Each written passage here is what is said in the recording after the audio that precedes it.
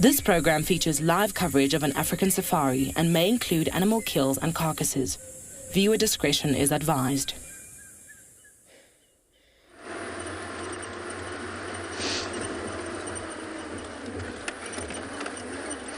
Good morning everyone. It's an overcast day and I am on my way to try and find some wild dogs, also known as mad dashers. So jump on board, it's your time for your live safari through the African bush.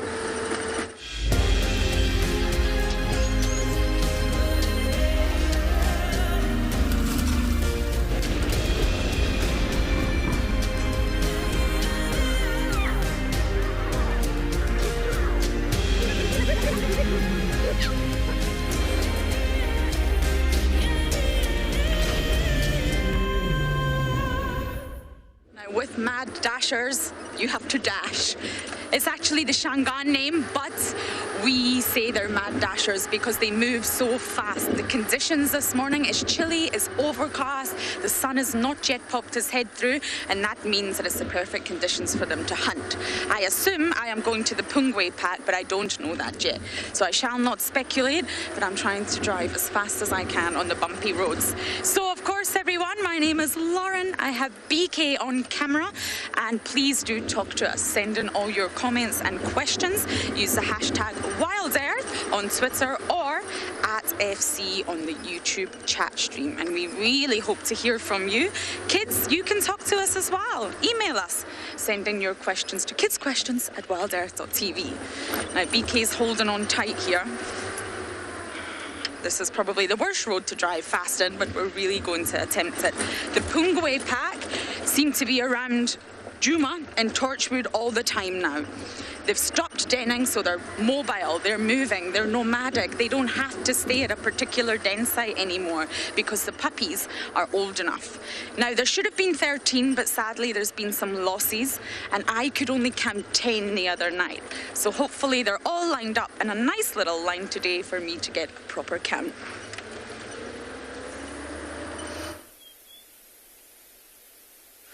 I think these are the same bulls we saw yesterday. The same two bala.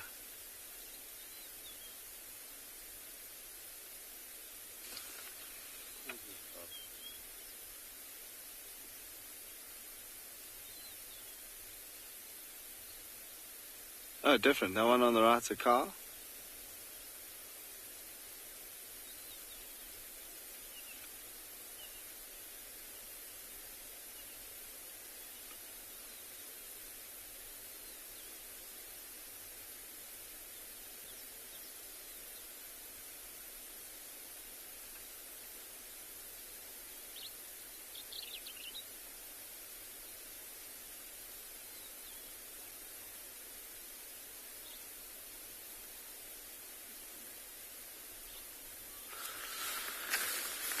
Are we not connected to a call? This cable one day is gonna...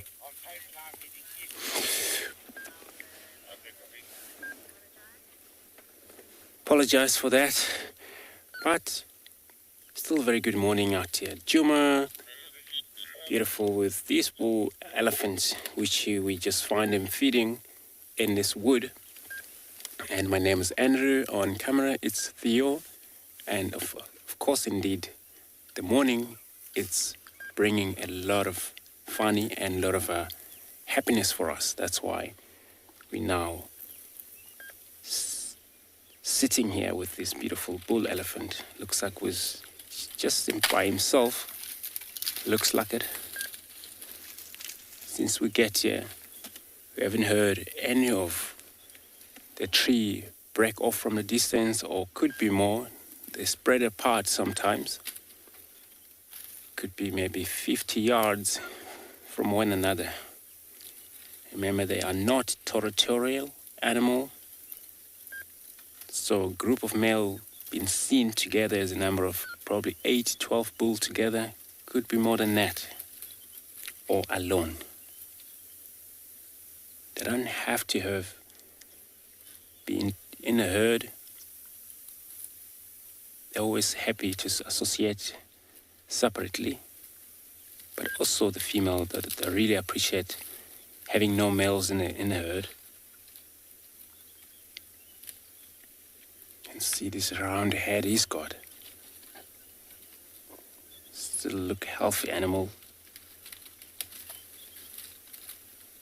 These animals, they spend a lot of time feeding, which means a lot of the time that they're standing, almost a whole day feeding. Could be maybe 24 hours feeding.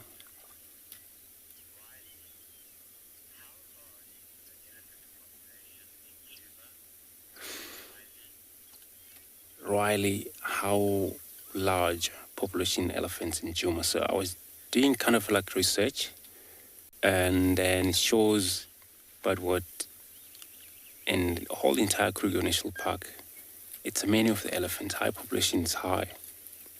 So I cannot exactly tell the number, but it just says high. So it means that it could be maybe, 15,000 or less or more. But then if it's not the case, then it's a lot of them. Remember, Kruger Park, the whole entire Kruger Park, 2 million hectares, Savicent 65,000 hectares. But also including some of the private game reserve that are boundary or a neighbor within the Kruger National Park. So it makes it even larger, but they still have, these guys, they have a lot of space for them to sustain their own body, have enough of feed. So they do a lot of destruction. The tree that he's on the other side, if you look under his tusks, you can see that all the trees, the previous tree that push it off.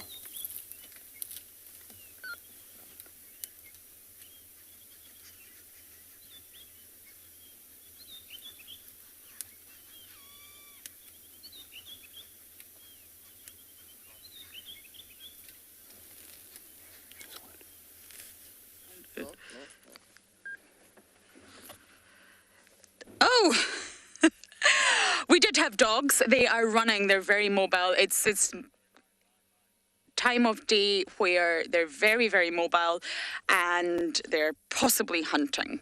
I'm sitting on the eastern boundary known as Cheetah Cut Line, and they've disappeared, I'm afraid, back into Torchwood. I'm hoping that they sort of spring back out again, but sadly at the moment they have disappeared. I'm trying to listen as well to see if we can hear them. It's a large pack. More puppies than there are adults, though.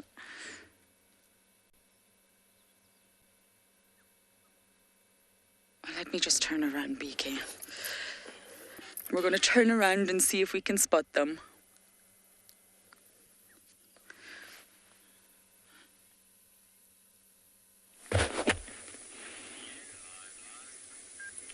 Good morning and welcome to and Beyond Ngala, where we're sitting with a small herd of impalas and a few oxpeckers riding on their backs.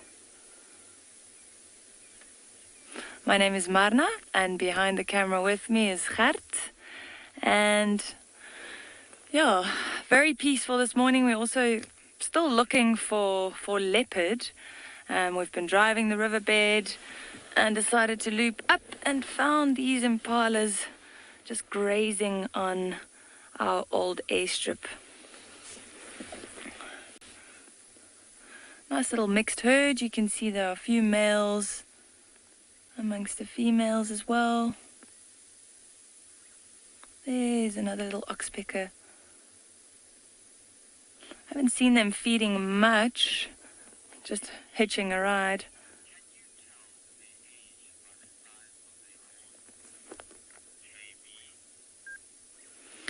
KB, you can indeed. Let's see what we have here. There's, at the moment on screen, we can only see females. I think there were only 2 males with them. The one was about, I'd say, a year old, and then the other one was a full-grown male. But it's pretty tough to see now. Ah, there we go. I'd say that's about 2 years old. But maybe if we can get a better view of them later, I'll show you again.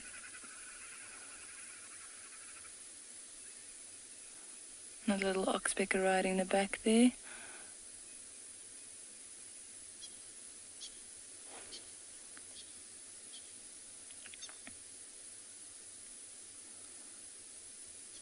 Oh, here are they now? There we go. Just disappearing. All right, I think we'll continue on. They're disappearing into the bush, and we'll go see if we can find a leopard.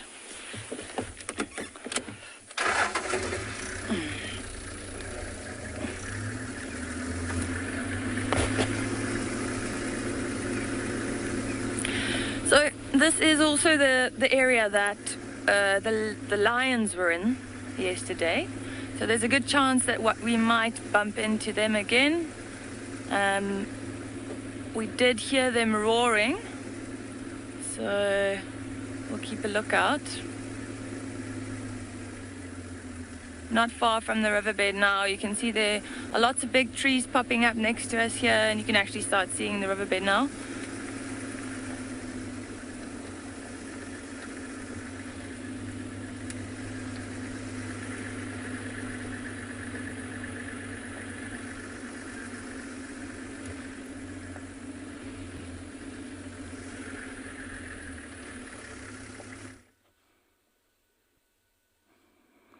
Yes, hello, Jumbo. Welcome back. I'm here, and my lions have sort of put their heads. Oh, look, there's a big male to the left. Look at him. Do you see him? Yeah. Do you see him, James? Yeah, right there, close to the tree, there is a nice, very big male. I don't know who he is. Yeah, wonderful. Yeah, looks like that's a male heading out with a very scruffy mane. Yeah, and the one lying in the middle there is a female, but there is a very big male. You see him there, sort of right of the tree, extreme right. He's just there. He's a big guy. I don't know what he is. Looks like that young male lion is listening to something. Maybe something was walking in the trees. You can see the kind of body posture he's portraying. It's like there's something walking in the bushes. Oh, it's another lion. Look at this. How wonderful is this? Wow. Beautiful. Hello. I missed you. Yeah, I hope you're enjoying this, guys. This is the marsh lions. Yeah, and yeah, there were 2. Now I see 4. I don't know what they're going to do.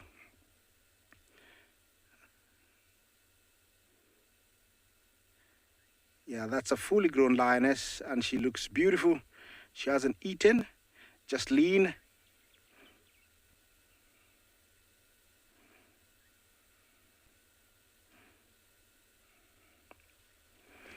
Ron, Jumbo, you ask, at what age do the young lions join a coalition?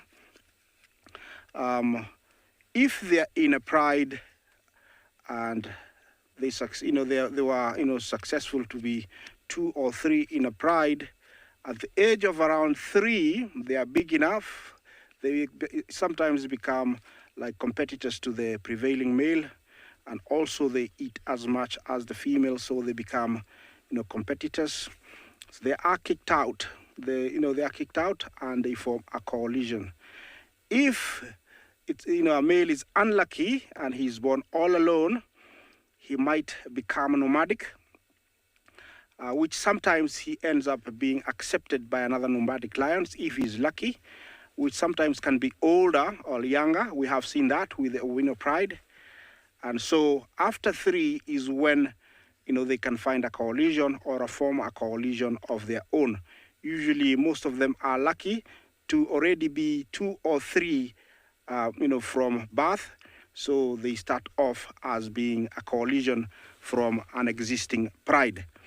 Yes, I hope, Haron, I've given you an answer to your question. Yeah, looks like they're waking up. And as I said, it was a chilly night. It's warm now, so they're enjoying this. We are in an area called Marsh. It's just very close to the Mara River, about 2 kilometers. It's a very nice bushy area with lots of cover, lots of game. So it's a prime estate to be a lion within, this area. You see that? These are, Oleo africana trees, Rufofia cafra, or the quinine trees. All these trees, hide them and give them lots of cover when they need to go hunting. And maybe if I stay here a little bit more, so we might see some more lions.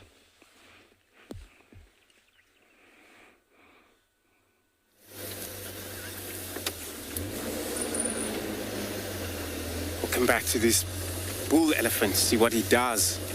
Right now, he just pushed big tree down, and just gonna position here, take a look at him. If you look at that whole trees, which is, he just did it in front of us, and he could feel the wind, pressure that tree was bringing down when it falls off.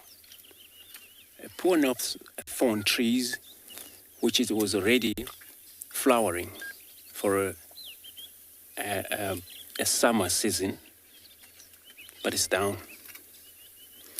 For sure, I was talking about the destructions they do, and at the same time, they have to do it because then this is how they're actually a big animal.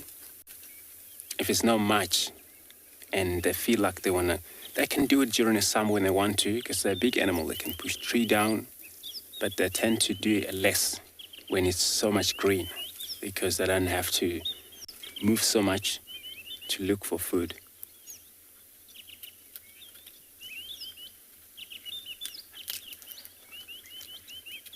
So we're just gonna see how it's gonna end with this tree here.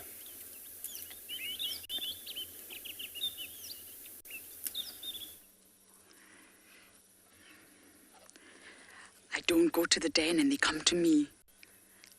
Look at this. Good morning, guys. 3 of them all running together. They're following the dogs, I think. Swazi on the right. Not sure if it's Kaikau on the left there. And there's one behind us that I didn't manage to ID. They're all heading into Djuma. I think I might follow, because for now, the dogs have gone back into Torchwood, which is rather sad. They do seem to be spending most of their time in Torchwood and no one can find them. These hyenas are onto something. But there's one there. They've split. Sorry, BK, that's a terrible angle for you. I'll give you a better angle. They've got their tails up, active dominance, and they're following something. So the boys have got their tails up, which is they're following the dogs. They know that wild dogs provide breakfast for them, which is very exciting. So I'm going to sit here and decide exactly who I should follow.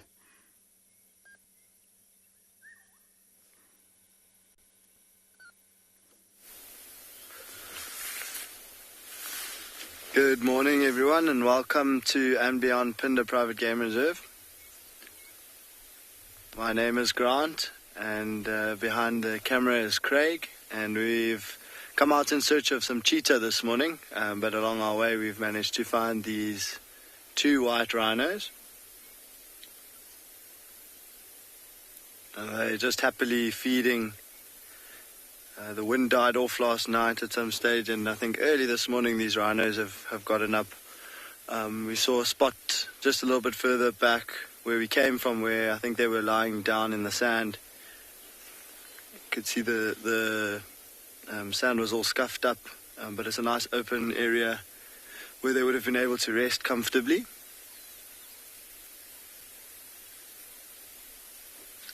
And you see them just pulling out grass there. If you look very carefully, you'll see on the front of their nose and on the horn a little bit, it's quite dark. And that's because there was quite a lot of dew this morning. So as they're walking and feeding, a lot of that moisture is getting stuck to their faces.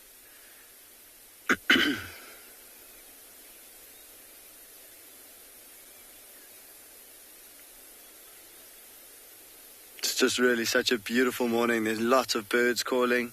There's not a breath of wind. It's nice and warm now that the sun has come up.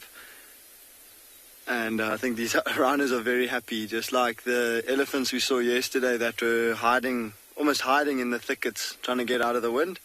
These rhinos would have been doing much of the same, and actually just almost waiting and biding their time, waiting for the wind to die down before they came out to start feeding.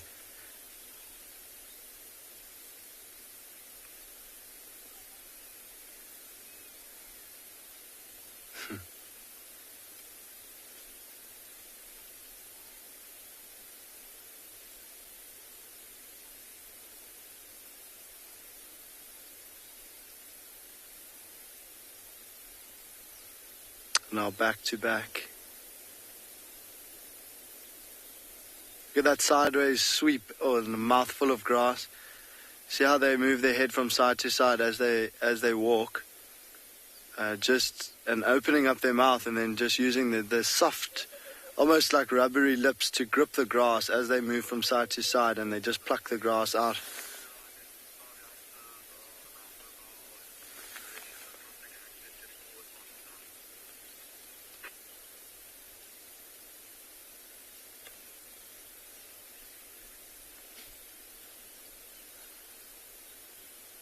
There's a small little bird to just about, do you think?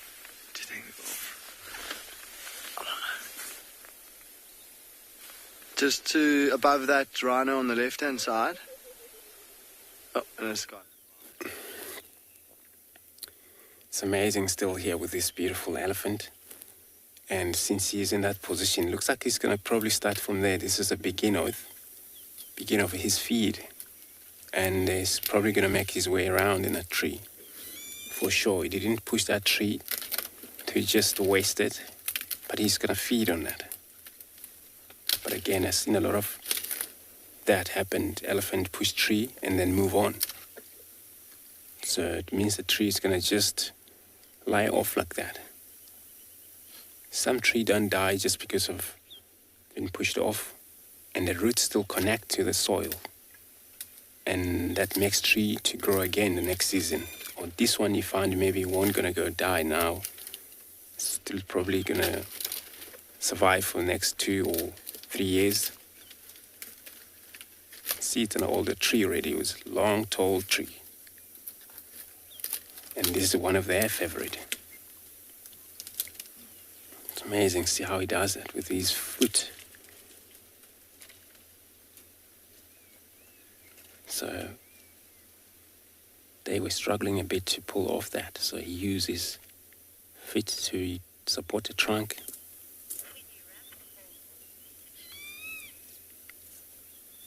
It's so beautiful. Let's see here.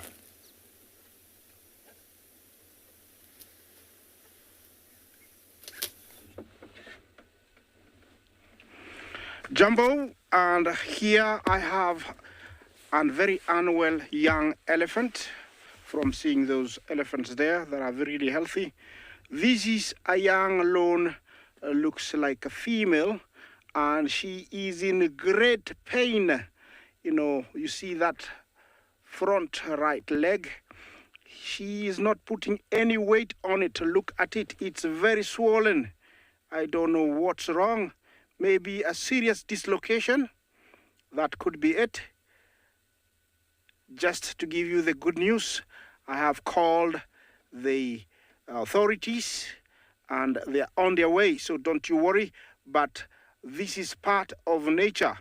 She has been left all by herself, and she is very vulnerable because she's only just about 2 years, and you know, hyenas or lions could prey on him quite easily.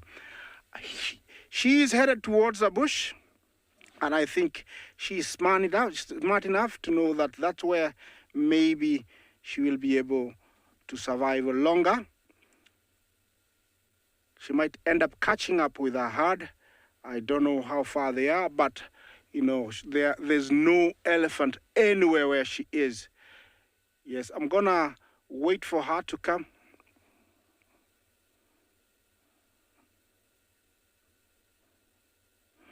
Arbia, was that the name? Sorry. But yes, it is very sad. It is very sad indeed. I don't know how it happened, but looks like a dislocation on the ankle. Yeah, the knee is further up. That is the ankle. You can see that she is not putting any weight on that leg at all. So it is very, very painful. And you can imagine the weight of the head.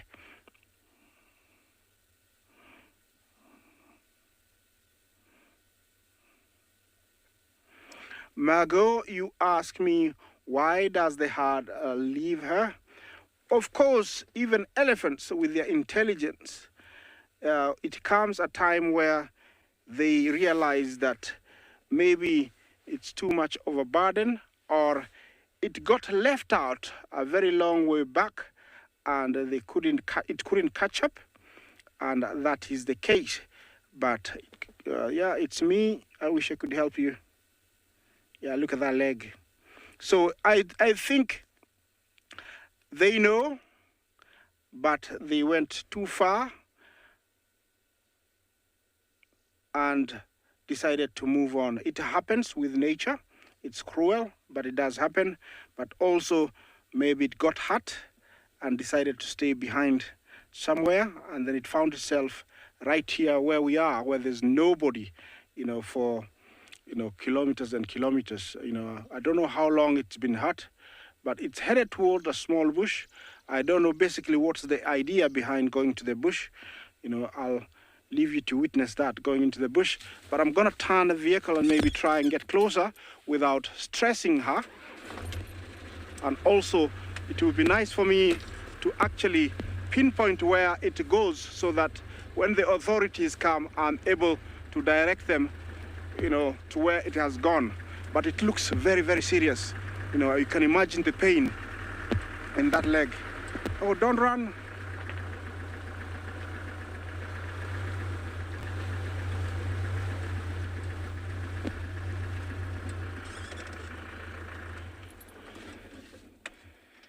Yes, look at that. It's gone through the bush now. I don't know if you can see it over there. There it is.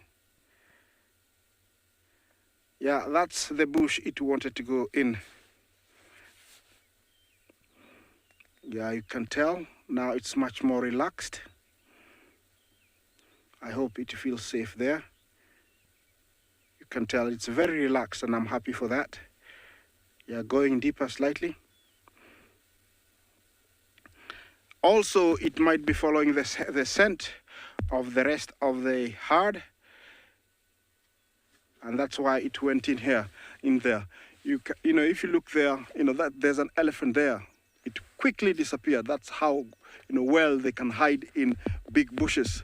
It's amazing.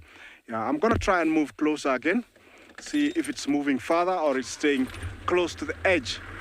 But these are all things that we have to deal with. We as guides, we see these things and there's nothing you can do. Apart from reporting it, you're not allowed to interfere.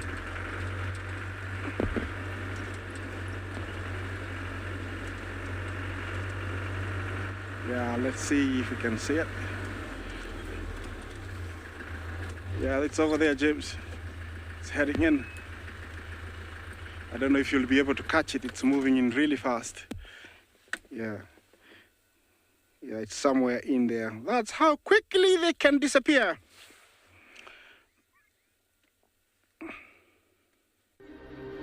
From the southern plains of the Serengeti, over 1 million grazers move northwest through the Western Corridor, gathering along the banks of the Grumeti River. Once the chaos of the rut comes to an end, the herds gallop north once again. In time, more than 2 million animals amount to feast on the abundance the Mara has to offer. But the reward of the red oat grass does not come easy. The zebra vanguard is the first on the banks, taking the plunge into the treacherous Mara River in order to reach the untouched long grass plains on the other side. Not only must they face the turbulent waters, but also the crocodiles, gliding through the rapids in anticipation. Then comes the body of the migration, the thundering herds of the white-bearded wildebeest, with their bleats echoing through the landscape while in search for greener pastures. Hunger. So too are the lions of the Mara, who patrol the banks of the river. The risks are known, but the herds are determined. All must make the leap. Some will fall, but for the survivors, the lush greenery that awaits is bountiful. And then, as is nature's way, it comes the time to cross the river again as they continue to follow the life-giving storms and nourishing plains.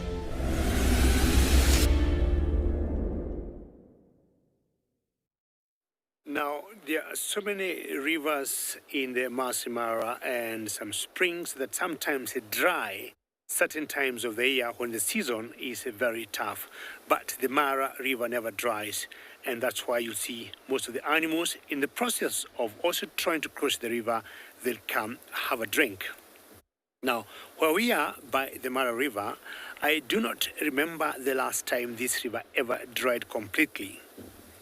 In its history, I only remember once when things were very bad and we had a huge drought in the whole of East Africa, and this river dried and we lost so many hippos. Apparently, all the crocodiles survived, and zebras like this will either come to this river for a drink or drink and cross, or sometimes you just come straight, don't drink and cross to the other side, looking, of course, for nutrients. One of the main reasons that these animals will cross this river is just to get to the other side to feed, not any other reason that will make them take this very big and heavy chance of walking or crossing this river that is full of crocodiles. Because of the food, they will always take the chance. As I said earlier, the zebras were leading, and this particular one, or this particular two, have been leading the herds because behind them are other zebras and wildebeest, but these two here are very determined, and they're giving me lots of joy that they're encouraging the others. Guys, we can do it. Let's go together. Let's build the courage once we get by the bank, and we do it. I'll continue waiting for the same.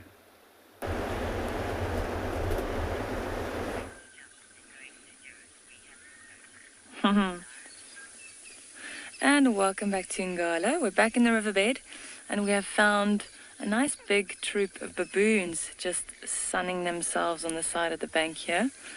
In the middle of the screen you can see a tiny little baby there, and next to its mother. It's all black with pink on the face, around the buttocks and the ears. It is really, really small.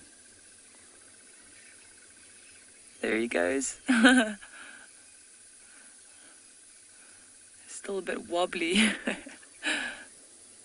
Quite brave, just playing around.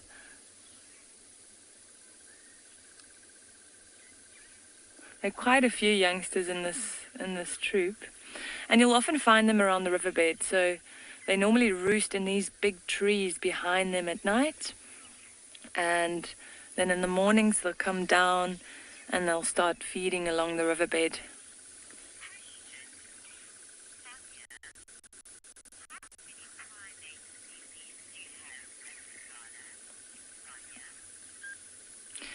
Sonia, we only have Chakma baboon, which is the you are looking at, and then also Samango monkeys. Oh, sorry, not Samango monkeys, vervet monkeys. We actually have seen a Samango monkey here once, but this is not really in their range. And then we see other little things like bush baby. We see the lesser bush baby, which is closely related to a lemur. But yeah, in general, we see a lot of baboons and vervet monkeys. You can see some of them up in that tree there. So that's a jackalberry tree, and they are in fruit at the moment. So these baboons love the jackalberry fruit. and you'll see them raiding these trees. And quite often, because baboons are quite messy when they feed, you'll find that there are little bushbucks or impalas below these trees where they feed, and they'll pick up the scraps, they'll pick up the fruit that they're knocking down, or the branches that they're knocking down. Oof, you can hear some of them screaming in the background there. See if you can hear that. There's a bit of a domestic.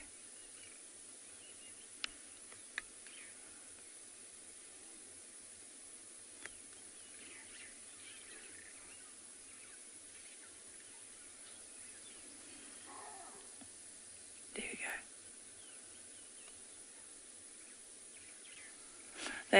They're quite entertaining to watch, just because their gestures are also so human-like in a way. You can see them grooming each other there.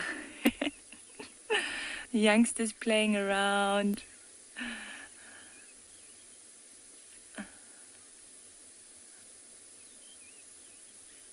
And this also helps to strengthen their social bonds when they groom each other like this.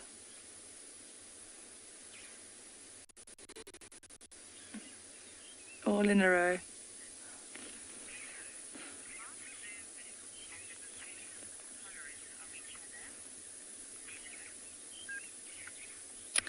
Nilo, I'd say the baboons are more dominant. They're a lot bigger. So usually when the baboons and the vervets are in the same area, the vervets will move off. So we see that around camp, where we do have some vervet monkeys, but when the baboons come in, the vervets kind of disappear. So yeah, they're a lot bigger and stronger, so the vervets try and stay out of their way. I do, especially around a camp, I definitely do prefer vervet monkey. Baboons can be quite destructive. And a big male baboon, they're quite large. And maybe you've seen a baboon before, you might have seen them yawning. They've got massive, massive canines. They're omnivores, so, they, like I mentioned, they'll eat fruit, like the fruit of that jackalberry tree where we saw some of them feeding earlier. But they'll eat grass shoots as well. They'll eat insects, and they'll also eat small antelopes, hares, things like that. So they do eat meat as well.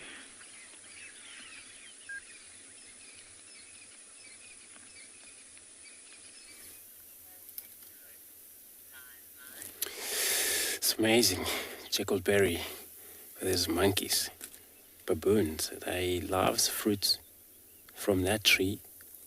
But jackalberry elephants also feed on jackalberry as well, the tree itself. But what we see here, this is also feeding, so it looks like everybody's busy feeding this morning. So, but this is not fawn, but it's still a tree that is feeding on. So it looks like he's going around a circle, that tree. Last time he was on the other side, but now he's going around. Basically, he's pulling off these thin branches.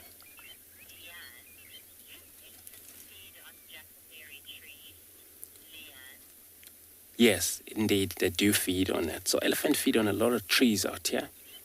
And all trees, including these plants, but nearly 150 different species found in this area, and it's all elephants' favorite.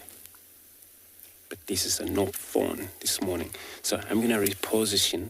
Looks like we're losing a visual of him, but we're just going to go around just to get a good look at him.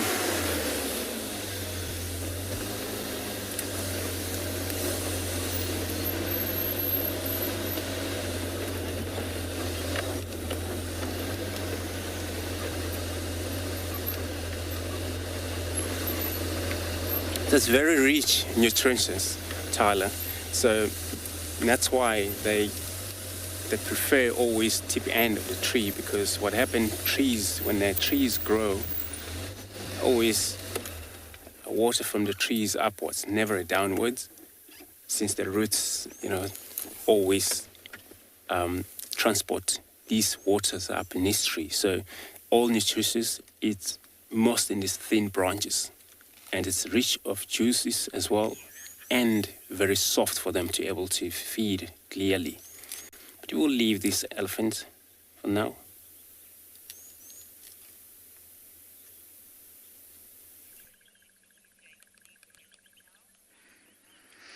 Well, we didn't manage to have any luck with the dogs, but look what we have found. Tandy. Now, I do have my glasses on today, everyone. It's Tandy. Oh, there was mass confusion yesterday. Oh, BK, we need to move. Tandy's not an easy cat to keep up with. But believe it or not, it was thought that she left her cub at Chelapan yesterday, and this is Chelapan. So it makes sense that to come here and look, and of course we've spotted Tandy herself. I don't see cub, but it makes sense that she's came back to this area if that's where she left him. Which means she's not fed since yesterday, or at least not fed on something large, sorry. She's concentrating on something. Oh, she's stalking. It's obviously something small. I can see something, yep. There's something moving. Is either a scrub here or a bird?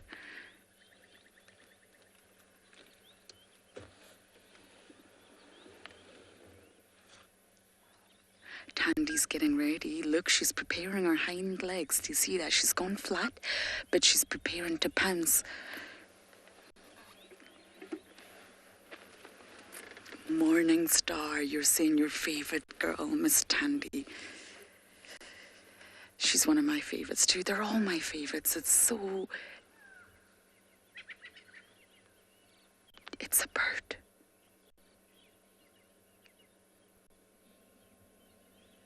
I can't see the bird, even though I have got my glasses on.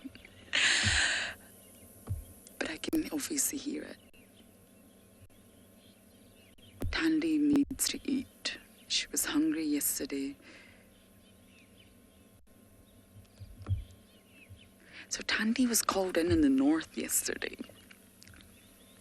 So when we found a leopard in the south, it looked like Tandy just led to mass confusion. But she's back on Juma, which is a good thing. And I think her cub is somewhere. She wants to hunt and take it back to him. Hopefully we can keep up with her because she's a tricky cat to follow. She has a fine art of giving us a slip, and it's called the Tandy slip.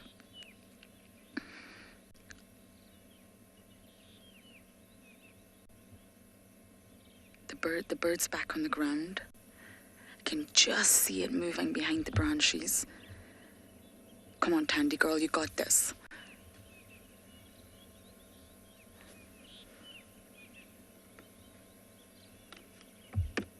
I'm just gonna update the radio because I'm the only person in this lock.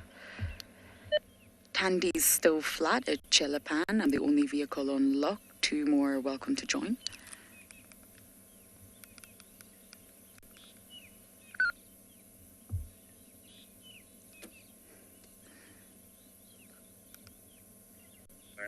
It's Greg from Zanga. Did you say cheetah path? Sorry, Rebecca, one more time with that. I got distracted by the radio. Chelapan, yeah, Chela area. 2 Jones Road, Chelapan.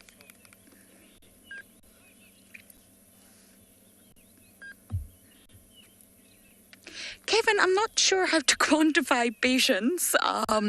All I can say is very, very, very patient. I hope that answers your question.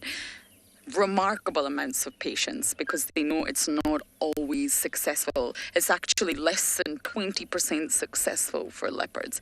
And they know they cannot be seen. That's the main sort of focal point for a leopard. The minute they are spotted, literally, did you get that little joke there? Game is over. The minute a bird flies away or an impala alarm calls or a steenbok runs, it's game over. They have got to rely on the art of camouflage. That's why she's staying so flat. Her hind legs are ready though, especially that back left one. She's ready to pounce. She's alert, she's listening, she's watching. She knows that if she starts moving, she's going to break up that camouflage.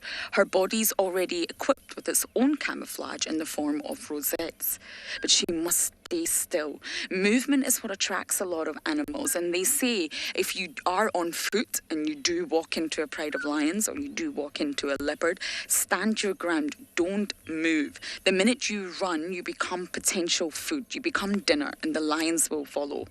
But stand your ground. So she knows she can't move because movement will attract whatever she's looking at. I've seen a bird, and I've also seen something with a bushy tail that I imagine is a squirrel. So there could be a few things she's looking at here.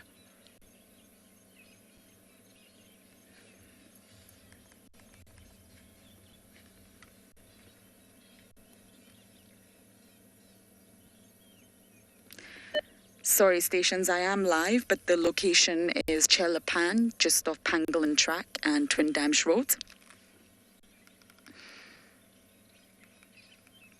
Okay, hopefully Miss Tandy doesn't fall asleep on us here and she actually pounces. Copy, copy, you're welcome to join. So fingers crossed Miss Tandy gets breakfast here.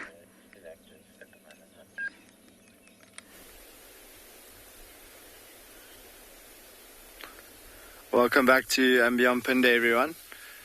And we have found 2 sleeping cheetah. So we set off this morning in search of a female cheetah with 2 youngsters. But for now, instead, we've managed to find these 2 young males, and they are fast asleep. I think they might be feeling the cold a little bit from last night. And so now, as the sun has come up, it was really, really cold on our way here this morning. But as the sun is starting to get higher, it's starting to get really warm. And I think it's just hitting the spot for these males at the moment. If you look at the one that we've just gone on to now, on his neck and on the ridge of his back, in between his shoulders, you might see there's a little bit of slightly longer tufts of fur on the shoulders. And that's an indication to us that these are quite young males. We know these male cheetah quite well. They've got an amazing, really, really special story. They were actually orphaned, so their mom was killed by lions when they were only about 7 months old. And they had to fend for themselves, and somehow they made it. It seemed to have coincided with when the impalas had given birth to lambs, so there were lots of small impalas running around, and I think they were able to catch some of those and catch some scrub hares, and somehow they made it to adulthood, and now they're getting close to 2.5 years old now, and they have started to establish their own territory and looking for females to reproduce with. But I think as the day starts to warm up a little bit more, one's just lifted his head up. I hope as they warm up a little bit more, we might see some more activity. So we're not going to be going anywhere for now.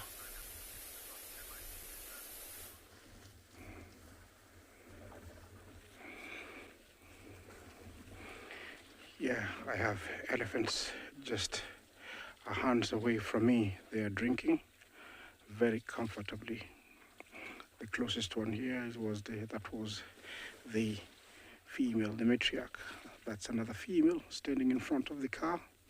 They're all very comfortable with everything. There seem to be no worries. Yeah, this amazing. I hope I know you're seeing this and you're enjoying these one nice, beautiful, big herd. They're about how many? 1, 2, 3, 4, 5, 6, 7. About 13 of them. And there's some more coming. Yeah, they've just quenched their thirst. And they're moving on. Lots of young ones amongst the herd. Yeah, we've had a baby boom this year of elephants. And it's really, really nice. Look at all these young ones.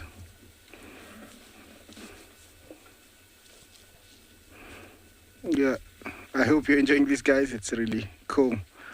Yeah, they just came, walked down the road, and now they've gone fast. Those youngsters are,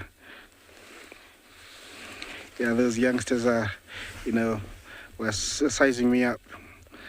Yeah, they've, actually I let them walk towards me and they got comfortable. Then they had to give way, and because I stood my ground, that's sometimes what you should do. When animals, you don't go to animals, you let them come to you, and then they respect you, they go around, and exactly that's what they did. She is a matriarch, very experienced. She took them really quietly and comfortably around me without any panic. And I was, that was really cool. I hope, you enjoyed it. This is last one. Oh, there's another big heart coming. We'll show you that shortly. Look at that, he's enjoying the drink. Remember, this is the African elephant, the only species found in Africa. Yeah, mature bulls have been measured to weigh up to 6 tons, so they are gigantic, they are enormous. Yeah, there is this other herd that's coming. Look at this. It looks like they are on a mission. They are heading somewhere. These ones are not eating or even picking anything. They're just on something. They have to get there. Maybe they're going for breakfast. A nice tree has fruited and they have to get there maybe. Yeah. When you see them moving like this, elephants communicate with very low frequencies, which we cannot hear. And usually when, they do this, they have communicated and they are heading somewhere. Remember, this is live. It's coming from the Masai Mara. You can talk to us. Continue talking to us on #CGTN, #WorldEarth, question, comments. Yeah, very welcome. Look at this, guys. This is real. This is happening.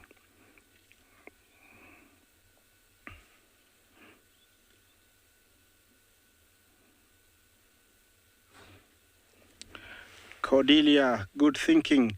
You asked me, could it be, part of that little guy we saw with a hot leg? It could be. Yeah, it could be because they have lots of young ones. It could be, and they're actually headed in that direction. So I hope maybe they are communicating with the low frequencies and they're headed there. It would be nice to follow up in the next coming days and to see if there's a reunion and also to catch up with them together. Yeah, this is cool, guys. They're coming right in front of the vehicle. Yeah, this is only about,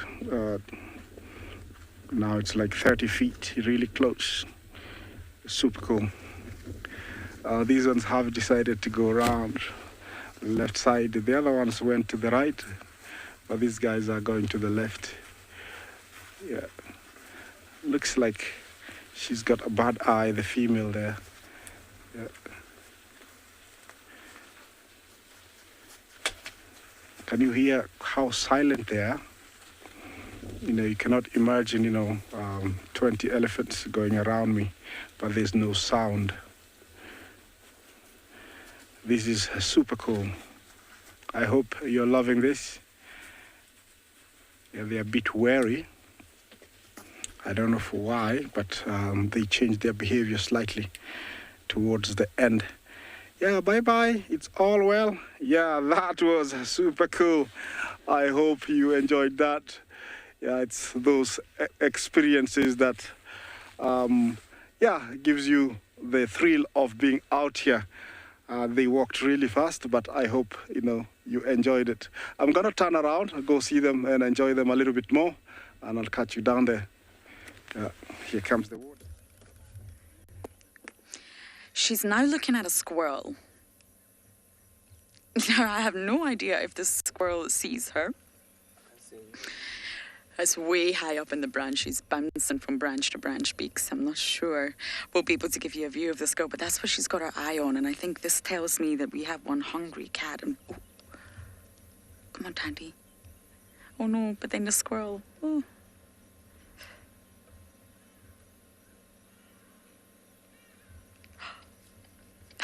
The squirrel's at the top of the tree now, PK. Right at the top. Candy, I think you might have set your sights too high here, literally. She's on the move, tail up, which means we have to move because, as I mentioned, she's not an easy cat to follow. I think she's really, really hungry this morning and looking to find two mouths, not just hers, but also her son. So hopefully we can keep up with our queen.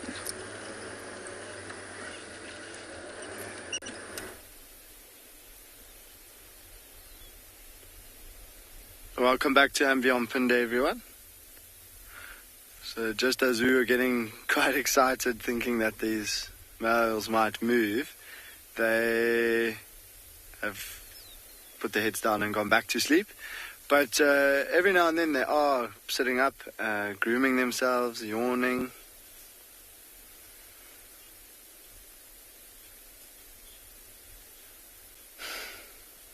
How do you tell the difference between leopard and cheetah, Old Faithful? So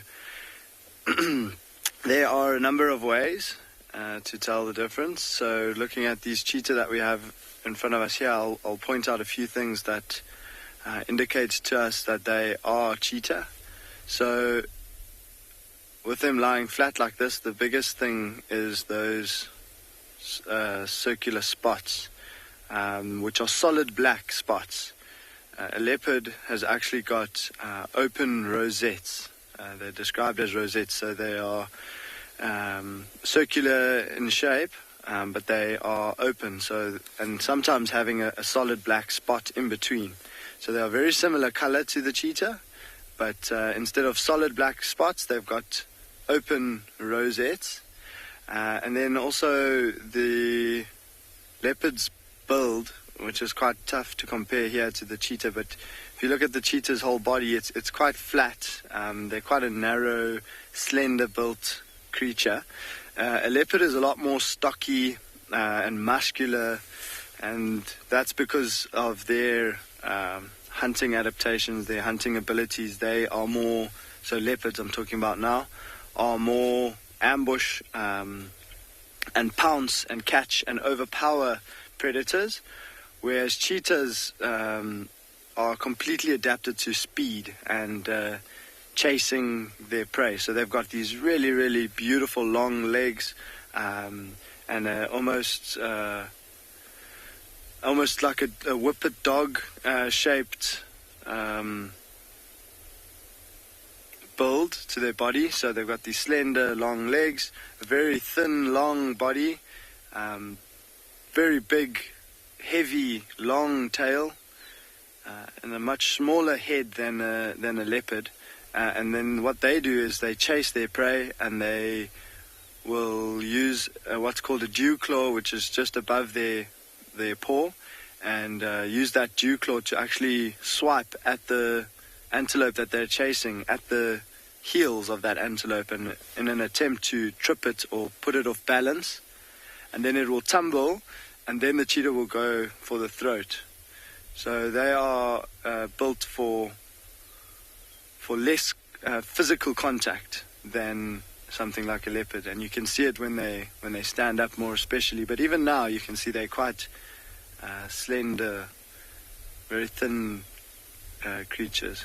And sure, another thing that you can look at is like the belly of a cheetah. So it's quite hard to see from here, but the belly of a leopard is completely white. The fur is actually white, but on the cheetah it's just a slightly lighter shade of the golden color that they have on their back and on their flanks. Another thing is if you look at the ears. Oh, one of them's just popped his head up. So if you look at the cheetah's ears, it's got black at the base, and then it fades, and it's that golden yellow color of the rest of their body on the tips of the ears. A leopard has got almost like a little semicircle with white in the middle of it. So it's black mostly, and then it's got it's black all the way to the edges, but just below the black on the tip of the ear there's like a white semicircle. Oh, that is very cute.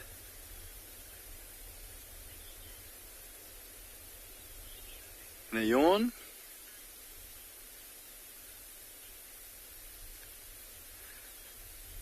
So Cleo is asking, do they rely more on their sight or sound, I think, or their other senses? So cheetah do rely heavily on their eyesight, especially for hunting.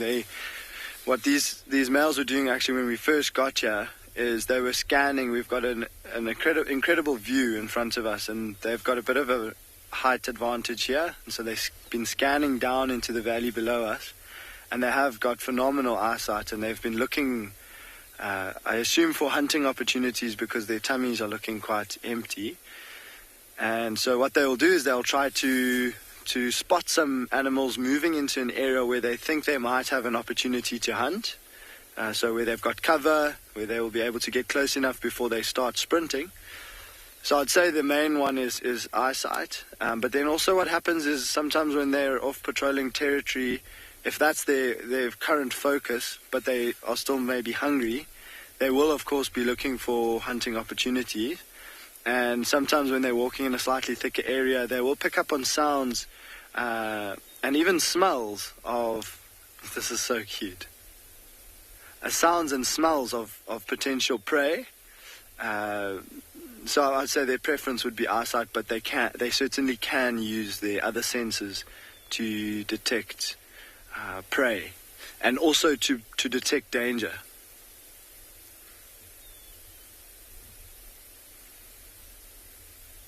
And you see now he's facing his nose up into the wind. Just trying to smell, see if he can pick up and recognize any smells coming from upwind. Now they're both having a roll. That's so cute.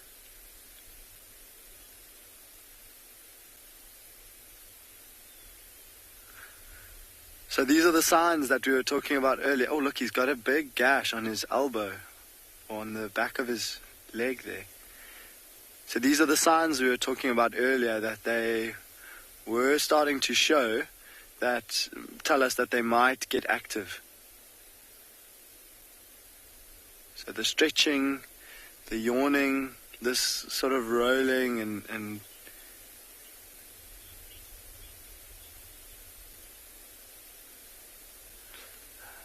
so how big is their territory in Phinda? Rick is asking. It's quite tough to know exactly what their territory size is, but I mean they've covered, if I have to estimate, the areas where I myself or other people have seen these males. Look, they're still quite young and they've only recently started to establish territory, but I mean I've seen them from where we're sitting now in a straight line to the south of where we are, probably 15 kilometers. But I would say probably somewhere between 10 and 15 square kilometers could be the size of their territory. They do cover quite a substantial area. And their goal would be to increase that size and get it as big as possible and try to have as many females within that territory, because their main purpose and their main goal is to reproduce and to spread or pass on their genetics. So you can see now their structure in what we were talking about earlier, with them being different to leopards. So they are very slender built. You see those hind legs almost come up past their spine. So they've got really, really long legs and a long sort of torso section. Their long back and also these are males, so their heads are quite large, but females have a much more slender build and a smaller head. But we're going to stick with these males because it looks like they might start moving.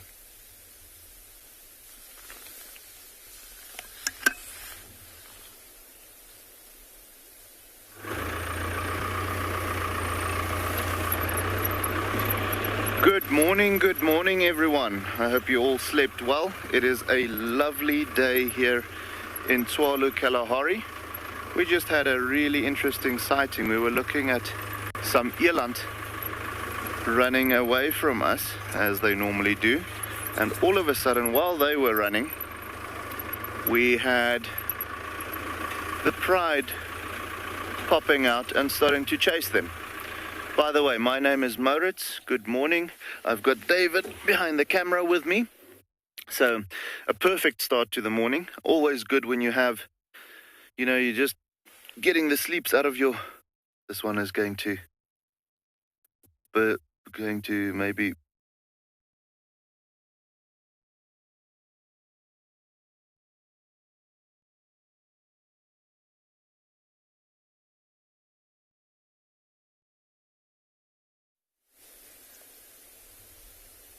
Welcome back to And Beyond Pinned, everyone. So just as we hoped, these cheetah have started to move, and look what they're doing. They're putting their heads down right into that long grass, and they're actually smelling very intensely. Now it's interesting because they've been lying here for quite a while. But this is the start of what they tend to do when they mark their territory. So they're smelling there, trying to just understand all the smells. Perhaps another cheetah has urinated there. You see he's got his mouth open. He's using the Jacobson's organ in the roof of his mouth. And so smelling through his nose, but also breathing, inhaling through his mouth. And he's actually tasting that smell. And it gives him a better idea of exactly which cheetah was there, if it was male or female, if it was a female, if it was perhaps coming into estrus, if it was a male, if it was a dominant male. So it does look like they are going to start moving, getting a little bit more active, so we're going to be sticking with them.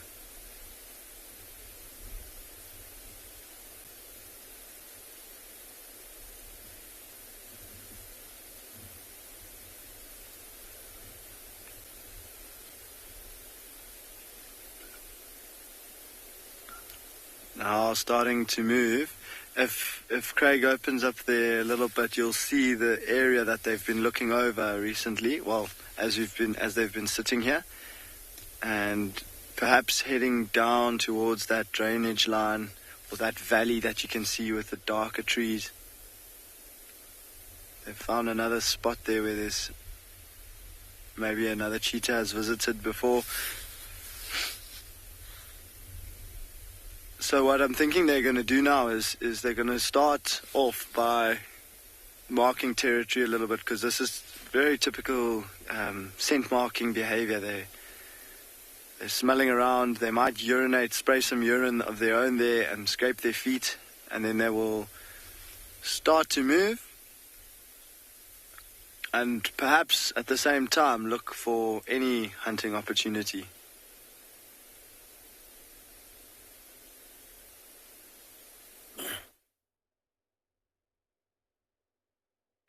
Good luck to the cheetahs, and it's always wonderful when you see cheetah cubs, making it, especially when they lose their mother. Here in the Masai Mara is one place that I've seen the largest coalition of male cheetahs. We got what we call the 5 musketeers. Sometimes we'll call them Tano Bora. Now, I've remained in the same position by the Mara River. My wildebeest came so close to the river, and a hippopotamus just came out of the water, splashed water, and they thought maybe it could be a crocodile, and they all made a big U-turn and went back to those bushes you see there. But I'm very convinced they'll come, because the other side of the Mara River, that we call the Great Mara, most of them have been there, and I think they have exhausted all what they had to eat in that particular area. And either way, they need to head back south towards Serengeti National Park in Tanzania, where they will be giving birth early next year. Our crocodile keeps changing positions, but he has not really come out of the water. I do not know why. But if you look carefully, it looks pretty sunny, bright light. And should just come out, climb slowly, and get a bit of sun. Look at the ears, look at the eye, open very slightly.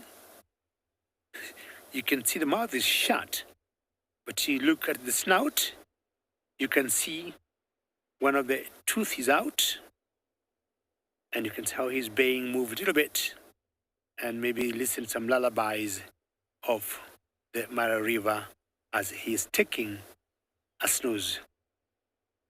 Well, I'm going to wait here and see if these wildebeests and the zebras will come back.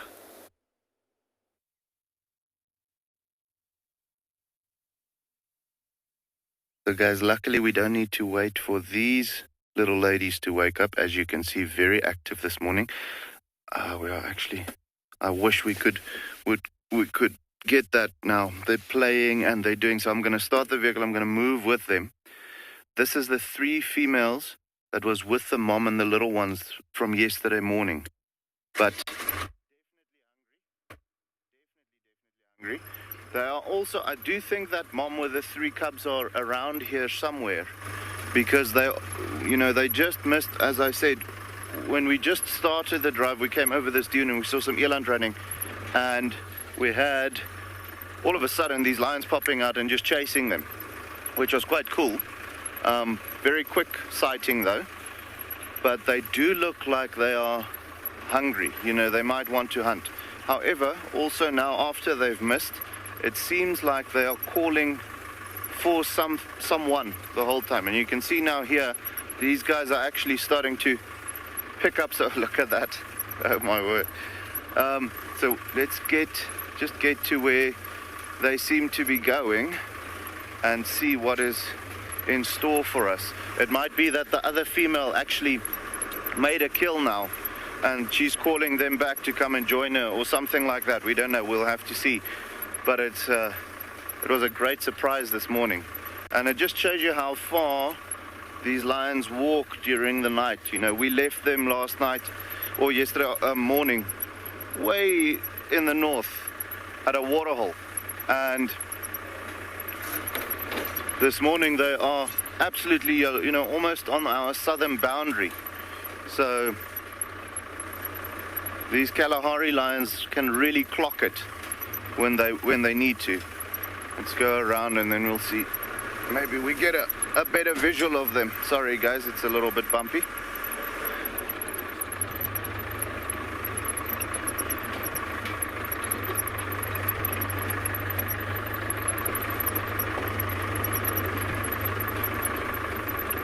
See if we can get them walking towards us. But really on a mission.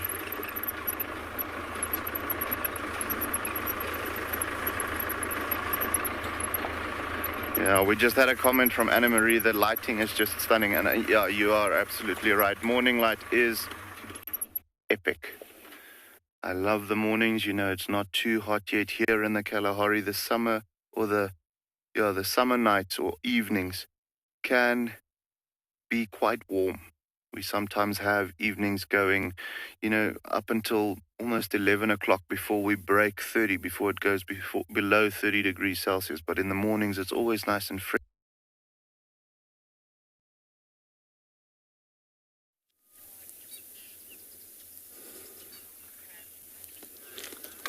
Beautiful. Sorry about that. Now we got, looks like a cub here, lion cub with the mother. And they say this is a Shimungwe pride. You can see the mother leading right far away in front of her, this cub over here. So we're just going to follow them because this is very dense bush out here. So we're just going to try not to lose the sighting and see the cub still following right behind. Shimungwe pride. But only the mother and the young one Not sure what happened to entire pride. So I'm going to follow them.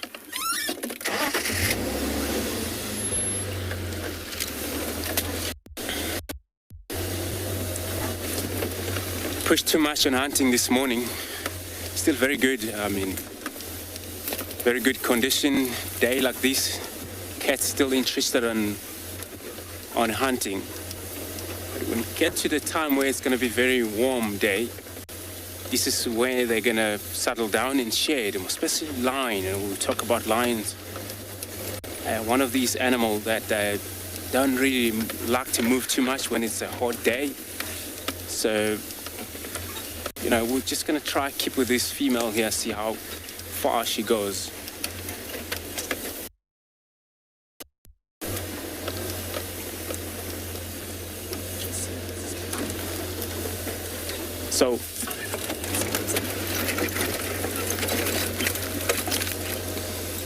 So we're gonna stick with this lioness and then see how far she goes. It's getting very thicket here.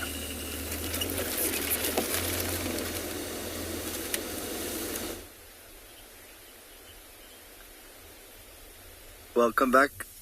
Yeah, just in time.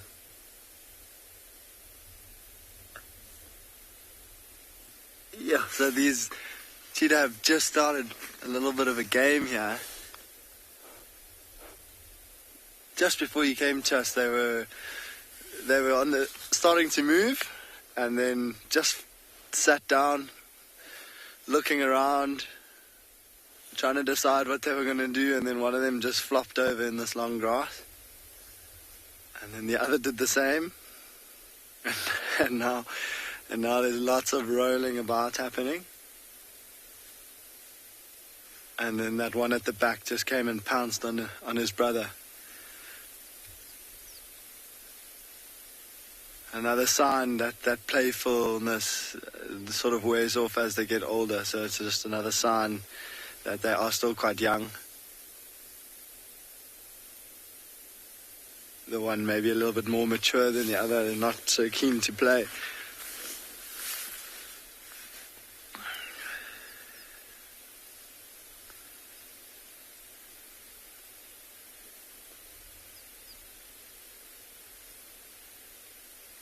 And it's awesome when they sit up every now and then like that. And then lie down again and they just disappear into the grass.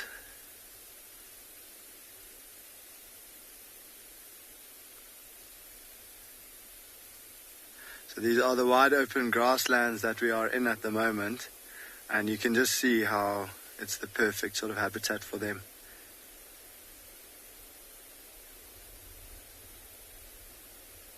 In terms of camouflage, they blend in so well. There's this long grass which offers them really, really good cover. The only problem, of course, with it is that it makes quite a lot of noise. I'm not too sure if you can hear every now and then when they're rolling over, you can actually hear how the grass makes a noise when they're rubbing against it. So predators actually moving through long grass like this do make quite a bit of noise. So they have to find a sort of game trail that goes through the grassland and use that so that they're not standing on dried grass, they're actually standing on an open patch of soil. That will make less noise like that. And there are a number of those open game trails. These cheetah just have to wait for an opportunity to have some prey on or close to that game trail.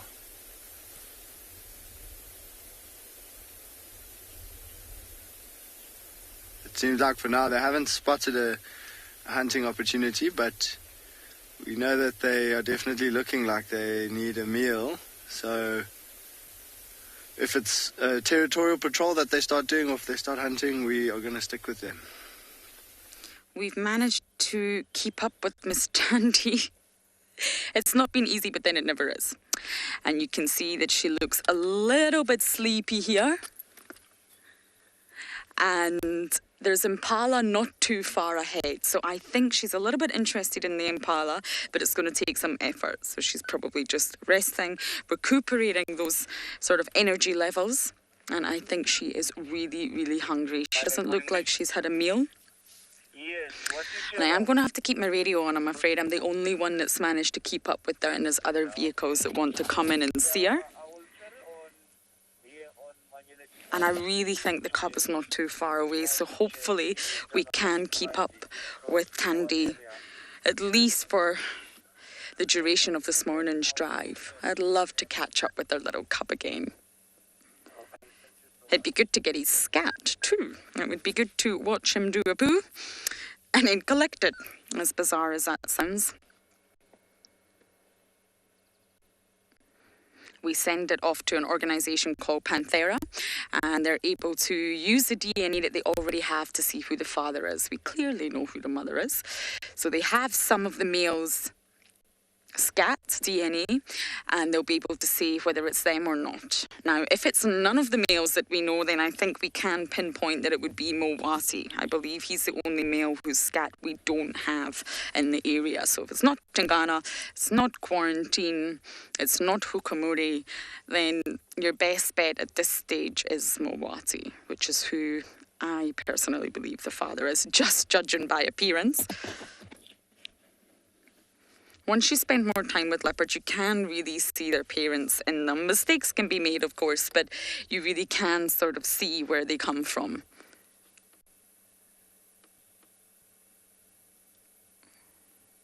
She looks tired. I just think she's tried all night and not made a successful hunt.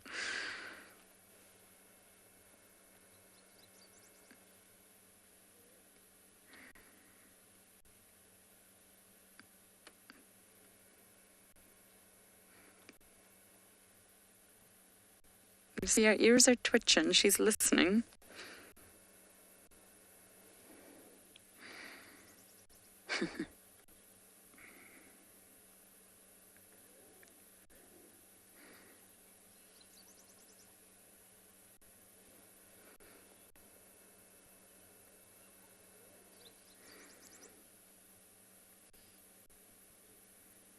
But by Tandy going flat, it does give us a chance to spend some time with her. And we're on a road called Ingwe Alley, which is great because Ingwe means leopard, so we actually have an Ingwe on Ingwe Alley. Love it when that happens. And it's quite central. It's really not too far away from our camp. It's at Philemon's Dip, so she's still coming quite far in. Kalamba's also seen in this area, and so is Shadulu.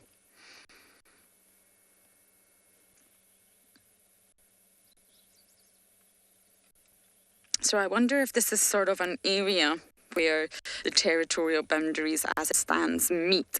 I'm going to bring my notepad this afternoon and I'm going to draw where I think the territories are. Of course, they continually change, but we can judge by where we see the leopards as to where their territories are.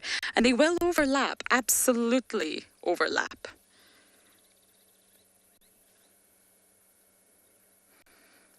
And they'll push back and forth. So let's just use Ingwe Alley as an example. Good luck with Tandy.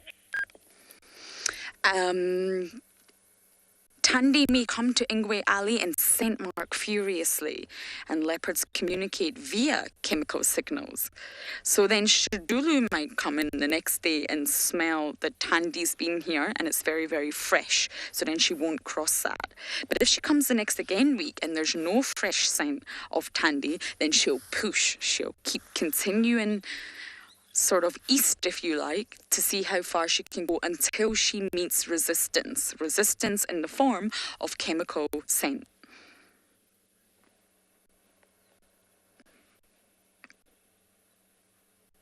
Now don't forget to send in your questions or comments.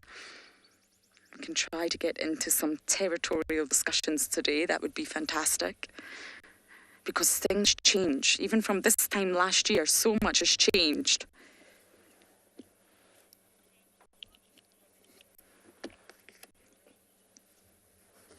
Krista, no, it's not just urine. They actually communicate in many different ways, including urine, which contains marking fluid, and there's chemicals within their feces, and also there is chemicals in the sebaceous glands in their cheeks.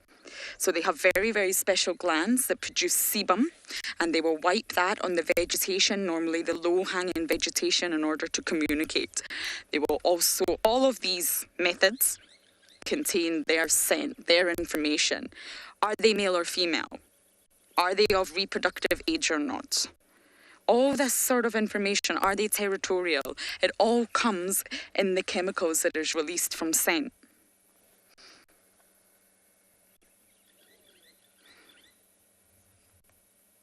And I'm sure there's a lot more sort of information that humans won't understand either.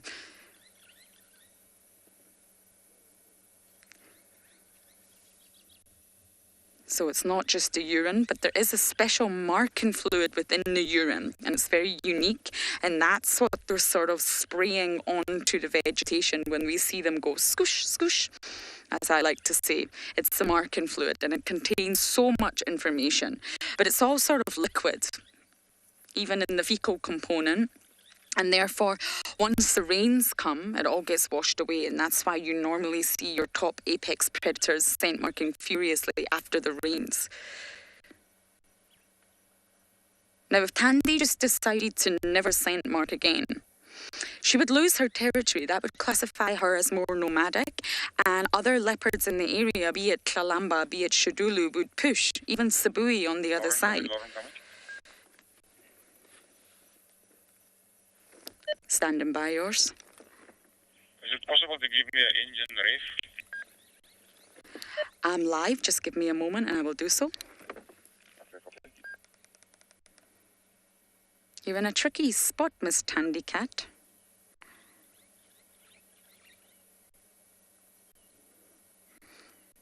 She obviously feels like she doesn't have enough energy to hunt right now.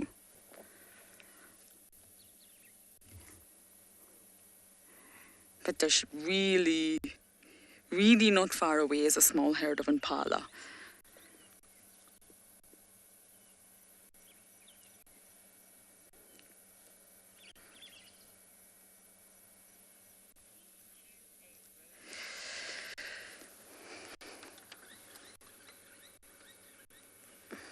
So, of course, it's a very complex dynamic between predators and prey out here in the wild. And predators do hunt. And it's not easy to watch, but their fundamental role in the ecosystem is to control the levels of prey, control the population. So let's go and learn a little bit more about that. Following the rains, millions of zebra, wildebeest, and Thompson's gazelle stream out of the Serengeti and into the Masai Mara. Scaled and tawny predators alike lurk as the herds prepare to take the plunge into the Mara River. The desire for greener pastures is overwhelming, pushing the herds to cross, determined no matter the danger. For some, determination is not enough.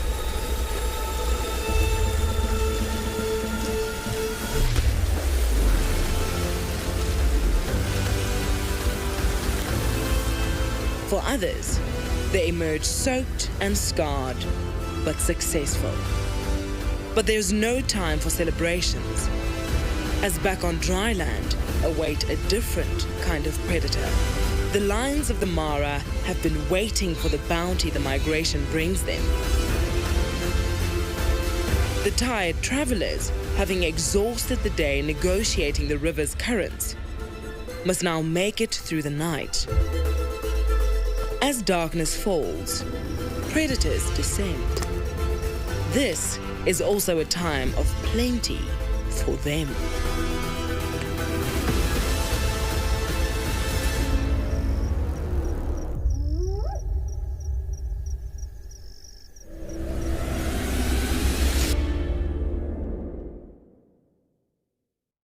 In the Masai Mara and Serengeti National Park in Tanzania ecosystems, the two main rivers, this one here, the Mara River, and another one called Grumeti River. Now, for me, I describe the Mara River as the river of life or river of death. Now, for all the reptiles, the crocs that live here, and the hippos, this is a river of life. and of course for the herbivores when they come to drink. But the same crocs sometimes, when they turn out to be predators and they catch the wildebeest, to the wildebeest, definitely this is the river of death. In such bushes there, not once or twice, including as recent as last week, we saw 2 lionesses in a pride that we call the Paradise Pride that were hiding there, and they brought 1 zebra down. Yesterday, also on the same river, I was watching a few zebras that came to cross. There were about 10, and 9 of them made it. And the last one, the 9th, was a baby. But the 10th one, which was an adult, went crossing at the wrong place. And because of the so many rocks in the water, I think she panicked. And a crocodile got her down and drowned her. So to many animals, this river have different messages. The wildebeest we had here and the zebras have pulled back a little bit, where you see those cars, and they're also waiting just like me to see if they're going to return close to the river, and definitely they will, and possibly cross. Welcome back to Ambient Pinde, everyone. And we are still with these 2 cheetah, and we have quite an amazing sighting right now. They are zigzagging all over the place, and we're starting to think maybe they're on the scent of a female. As far as we know, there haven't been other males through here, but there have been some females. So, yeah, maybe they're trying to follow the scent of a female. We keep trying to loop ahead of them to get this sort of shot of them walking straight towards us, but they literally keep changing directions in a zigzag sort of pattern. So it's been quite interesting for us and quite a challenge. But they seem to have settled down for now, and they're both looking in the same direction, down into the valley. And by sitting still like this, they're able to pick up on movement or detect movement much easier than when they're moving. So they'll sit, they'll pause like this and listen and smell and just look and try and see if any of their senses alert them to either a hunting opportunity or danger or whatever they may be looking for.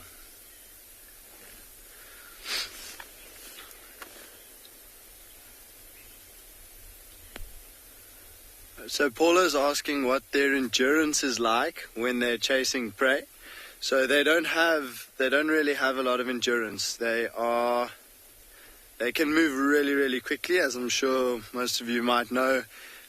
Cheetah have been recorded moving or sprinting at speeds of between 110 and 120 kilometers an hour. But that speed they can only maintain for about 400 or 500 meters, sometimes pushing up to 600 meters, but they can't keep that speed up for a long time. So in order for their bodies to achieve that sort of output, it requires a huge amount of energy, and their bodies are adapted so well to reaching that top speed very quickly. And they've got enormous nostrils, massive lungs, and a huge heart, and that heart pumps blood very quickly around the body. Those big lungs take in a huge amount of oxygen at a time. Their very big open nostrils allow air to move into those lungs very quickly, and so that's what allows them to maintain that sort of speed for the distance or the time that they are actually able to, but it's not a very long time. So things like wildebeest, zebra, even impala can outrun them quite easily if they are able to spot the cheetah. So the cheetah still need to get close to them to close that gap, because if their prey starts running before the cheetah have gotten close enough, the cheetah won't be able to close that gap in the time that they have at full speed. And then as long as the prey can stay just ahead of the cheetah, eventually the cheetah will give up because it can't maintain that speed for long enough. So I don't know, you can decide if it's a long endurance or not that long, but if you can stay away from a cheetah for 500 or 600 meters, then you'll be okay.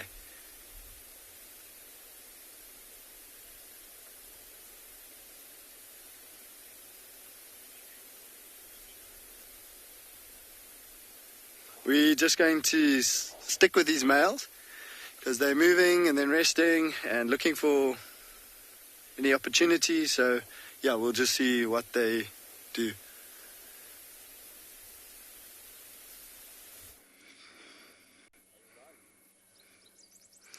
Tandy's not looking for any opportunity at the minute. She's still in the exact same position. But it's getting hot soon. You can feel the sun starting to burn through and warm up what has been quite an overcast and chilly morning. So she's either going to move into the shade or she's going to go flat. Tandy's fierce. She knows exactly what she has to do and when she has to do it. And if she's hungry, I can assure you she will go get food.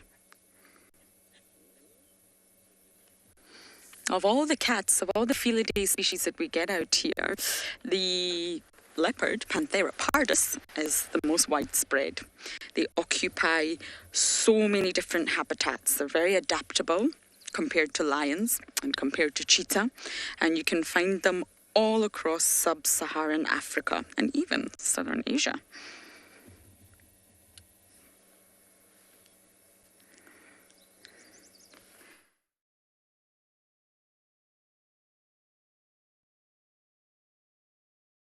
Alrighty guys, we've been following these lions again. It seems like they've given up on the prospect of hunting, but still very active. You can see the three little ones are busy suckling a little bit. You know, they've been talking to mom the whole time now, asking her to lie down. Finally, she's done so. We're just in the shade of one of the rocky outcrops in the area. So there's a slight possibility that they might spend the day here. We'll have to see.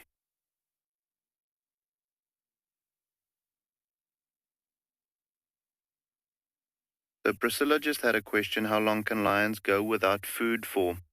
And Priscilla, I've spoken to some of the very experienced, conservation managers and so on, and they say about 2 weeks without eating before it gets like super critical. But by that time, they are literally a bag of bones.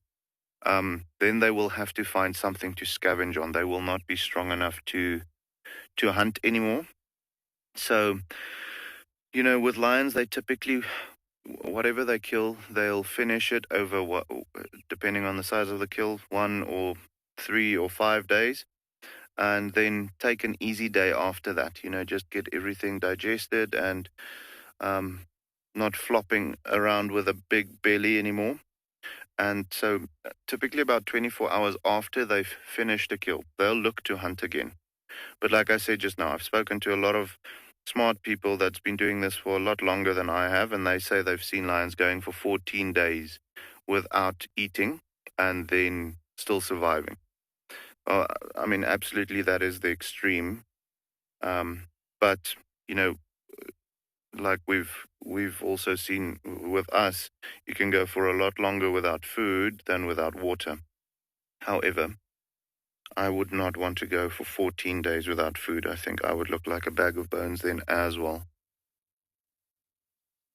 But they're just constantly aware, it's a tough life being a mom out here in the bush. There's so many things to worry about.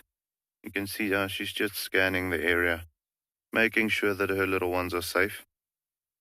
The sub-adults are not so worried. They don't have little ones to worry about, and they don't grasp the concept of if this is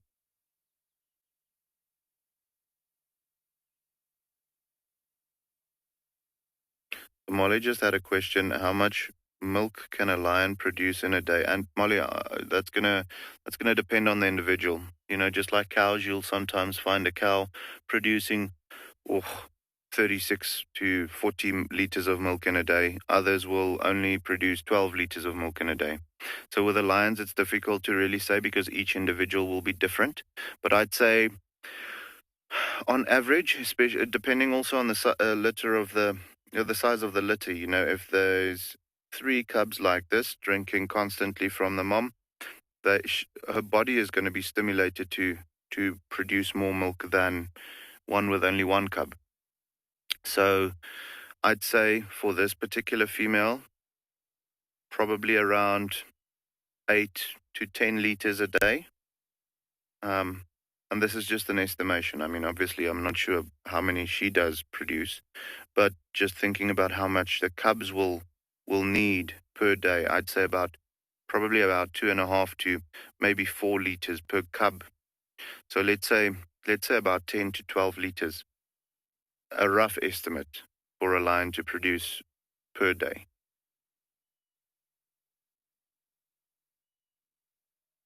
And doing that takes quite a lot of energy out of your body. So you can imagine how grateful she must be to have these 3 youngsters with her, already trained hunters, and helping her to, make kills. When she's not able, they'll do so, and it just helps to have a little extra hand to keep the stores full of stock so that she can continue producing milk for these cubs.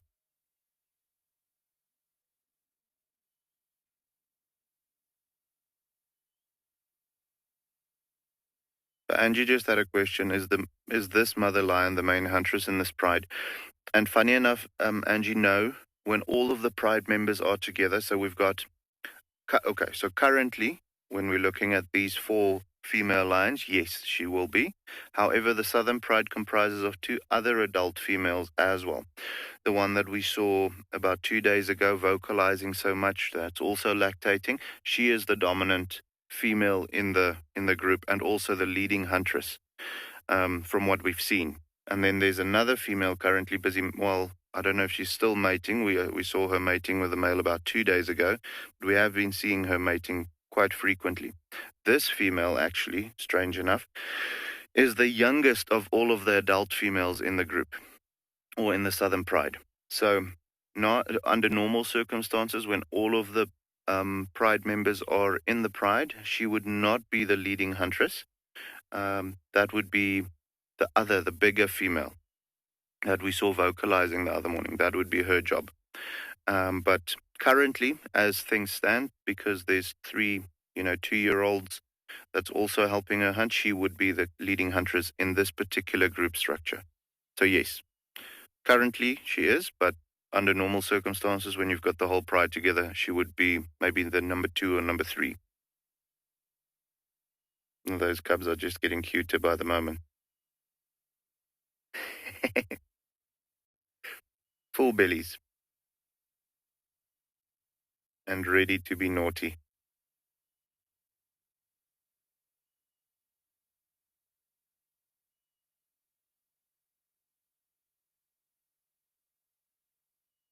Lots of bees in the bonnet. You can see they don't really get to the point where they lie still. It's always going to be moving like this and then moving that way and then moving this way, and then there's going to be a beetle flying by and they're going to be interested in what's going on over there, and way too much energy.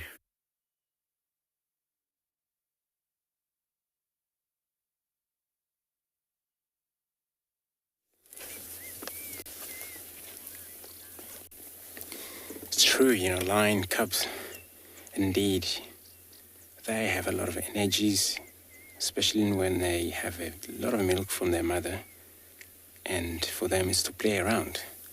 But here, with the Washimungwe female, with her single cub she got, and looks like they just went and lay down in these grasses.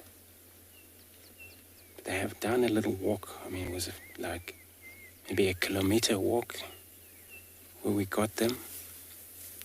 And we think this is going to be a maybe a rest here for the day. We're not sure, it's not very hot. It's a pretty little cloud, so she might actually be interested on maybe get going as I speak. Looks like she's up.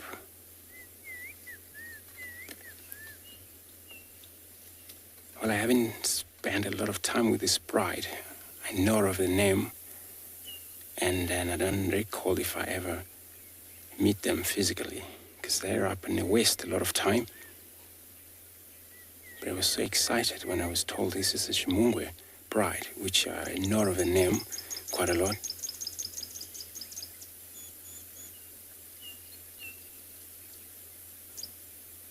But when we look at her tummy, it looks like she was not bad. It looks like she's great, and she probably feed on a smaller thing, which is cool, which is very good. Many of time, single line is the same thing. There are sometimes struggle to get their food because it's very difficult for them to hunt separately or alone. Which works better for them is to be in a bride.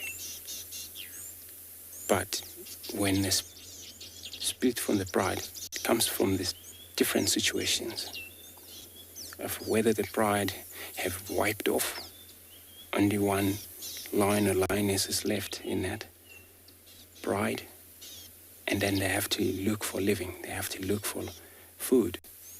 That's a main major thing for them to sustain their life. But if it's not so, they'll get skinny. Otherwise, they're big cats. Not like leopard. They hunt on their own, starve on their own. Lion doesn't work well when they're separate from their bride. Remember, for them, hunting in a bride, it works better as a unit. So they both communicate on how they do their hunting, and every time they spot a target, they need to spread up. They spread up. Sometimes they all surround the game. And eventually, as they approach and they started to chase, these prey species, they might spread around. Finally, one run in the direction of the lion, and no one will be down that time. And this is when they will have a meal, because they work together.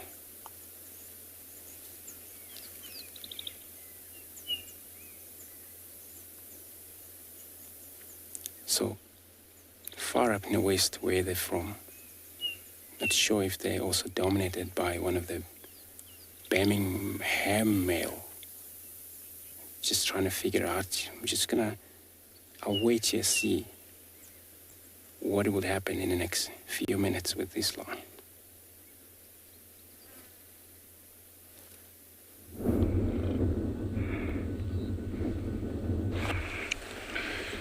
Look, more wildebeest. Yes, it's a more wildebeest morning for me, which is wonderful. I hope you are enjoying this. This is your digital live safari coming from the Masai Mara. Talk to us on CGTN Wild, CGTN Wild or Wild Earth. Questions and comments are very, very welcome. And just to give you a quiz now, if you don't mind, quiz coming. Yeah. For how many months does the wildebeest migration last in Kenya? For how many months does it last in Kenya, the wildebeest migration? We'll give you some answers later on, but I'll continue mentioning the question. I hope you're enjoying this, and this is a new sighting of wildebeest. We had them about 3 weeks ago in huge numbers. They moved around and around and around and went back towards the Serengeti, which is in Tanzania. But there has been talks of them coming, and this morning I have driven to meet them, and here they are. They are at a place we call Kilo 2. That is about 30 kilometers from the Tanzanian border and halfway towards where our camp is. So, they're still a long way from camp. I hope you're enjoying this. This is hundreds and thousands, as you can see. These are just but a few, the ones that are close to me. But as you can tell, James has been, sweeping along.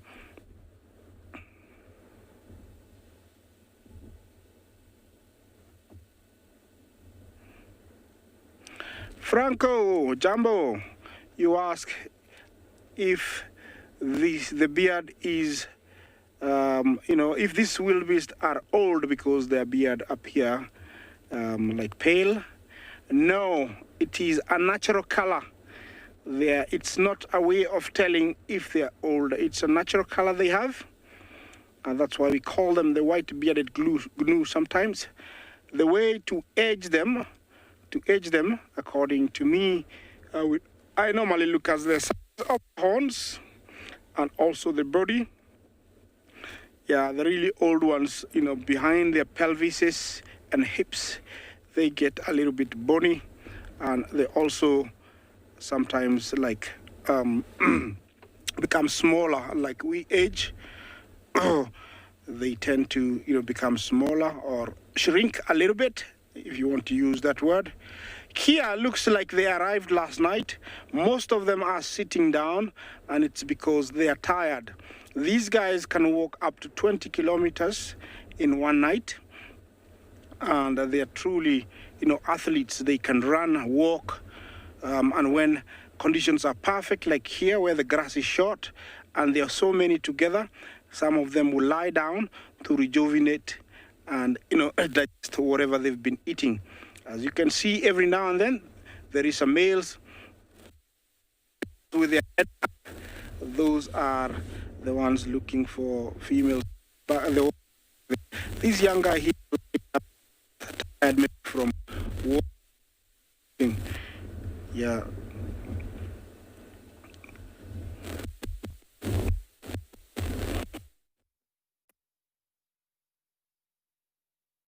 So guys, you've got a proper mommy's boy over there. Not sure if it is a male though. The cub now. But lots of cuddles going around. Look at that. Loving each other very much. Very, very cute. Just before you guys came here, we actually had these two irritating one of the sub-adults so much by playing with his tail or her tail, that she actually decided she's going to go and lie on a rock somewhere. We're not seeing her at the moment, but it was quite cute to see that happening. You can see very interested. They're actually looking at her still now. Very interested at what she is doing at the moment.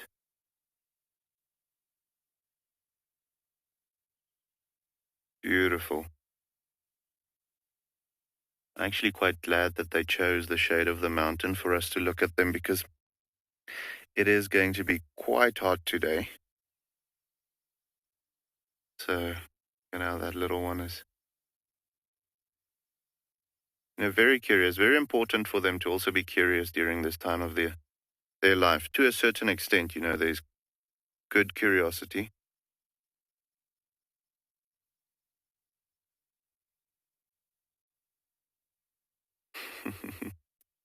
Yeah, Linma just had a comment, cuddle, absolutely. You just want to go pick them up and cuddle them yourself. But just to come back to the curiosity, guys, obviously there's good and bad curiosity when it comes to these little ones. A certain level of curiosity.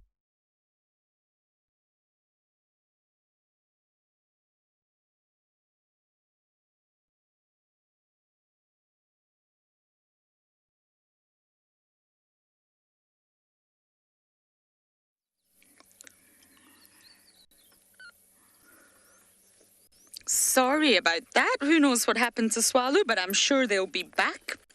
We are just watching Tandy. She is making us work very, very hard today. That tail is twitching. Look, twitch, twitch, twitch. It's raised because she's exposed, and she's trying to tell everyone that it's a peace sign and she means no harm, but actually she does mean harm because she's starving. We just watched her attempt to hunt a squirrel. Failed. The squirrel won. Tandy 0. but she's hungry, and it makes me feel how exhausting it is for her to navigate the landscape here. It's winter. It's not as barren as it has been, but it's quite barren. It's open. She's got to work a little bit harder than she does in summer. But she is really hungry. And I think she's attempting to go for squirrels and birds and small things right now because it's easier. It'll give her a little bit of energy, and then she can go for the big things that will feed both her and her cub. So we're just trying to follow from a distance. Give her a little bit of space, never go in front of her, never block her visuals. But she really is. The hyena den is about 100 meters to the right of me, just up here. But she's heading in a different direction. Thank goodness.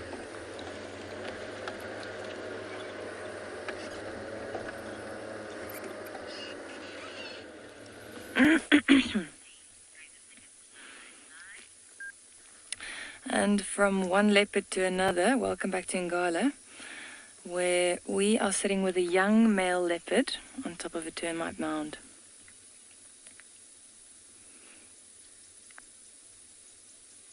So we've been looking for leopard pretty much the whole morning, and this leopard was actually found by one of our trackers.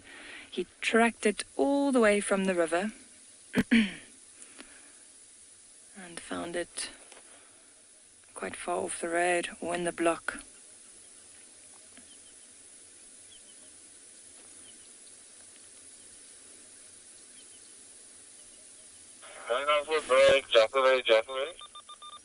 Oh. Have a look now that he's facing us. You'll notice that he's got a very pink nose. Once again, that's an indication of age, so you can tell that it's still a young leopard. So he's around 15, or let's see, he's around almost a year and a half. Almost a year and a half old. Oh, nice big yawn. So he's got a sister that's probably somewhere around here. And I believe they had tracks of the mother as well, but we haven't managed to find her yet. He's slightly more relaxed compared to his sister though. And yeah, this is also the first time I'm seeing him in 5 months, and he really has grown a lot.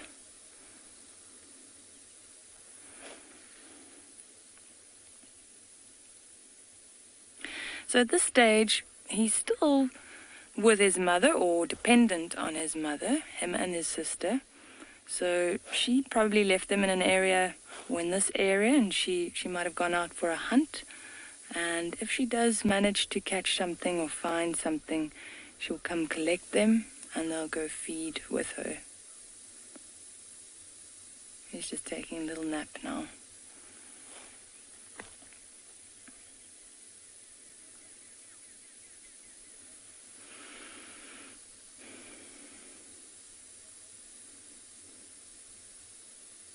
Just see the ears moving. Don't want to chase the flies away.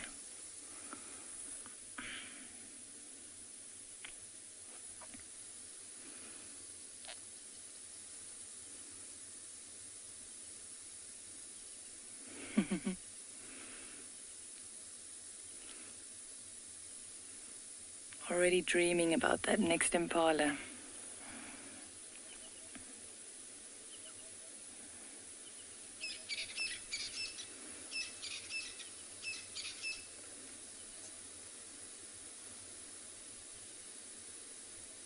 How beautiful are those spots?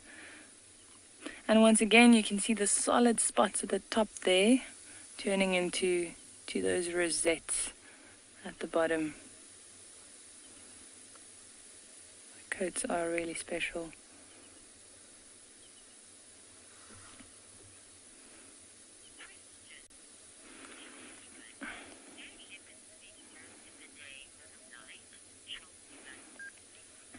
Chelsea Bun, they are mostly active at night, early mornings, late afternoons, and during the night.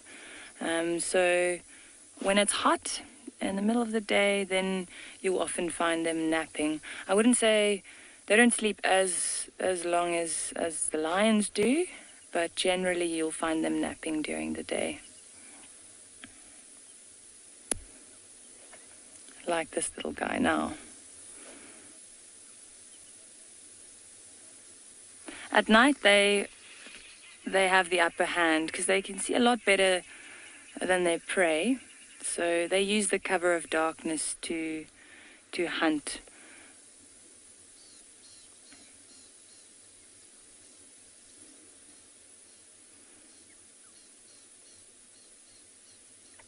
But for now, he's got quite a nice little vantage point where he is. He's perched on top of this termite mound. When we arrived, he had his head up and he was listening and just looking out.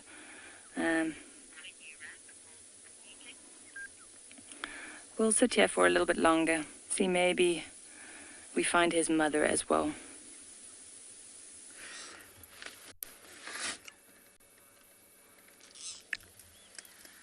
She sees something.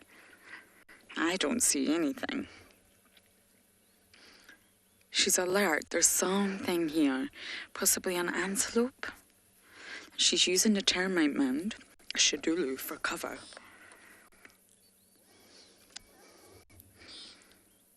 She's a busy cat because she's hungry. Hunger is driving her here. Excuse me, everyone. I just choked on my own breath. I apologize.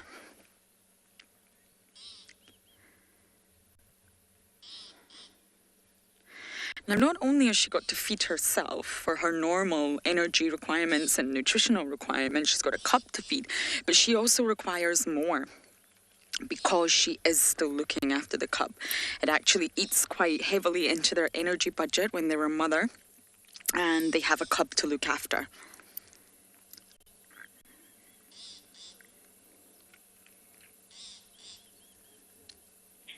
And Lauren, any luck on your side?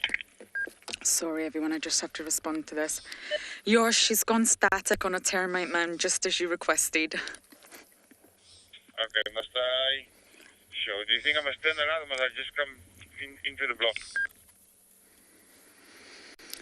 It's up to you, but I think she's hungry, so she's going to bounce after something soon. I can keep you updated. Do you think I must go back where I last saw you and then from there come in? Or maybe I'm just going to come into the block now. Copy, I would come in from Pangolin trackside. Okay, copy. I apologize. I've got something stuck in my throat, everyone. I'm just going to have a tiny sip of water. There we go. Everyone wants to see Tandy, but some of the vehicles are not able to make it through the terrain that she's taking us through. That's better. But really, a squirrel or even a scrub hare at this stage is really not going to be enough for Tandy. At this stage, I think she needs something far more substantial.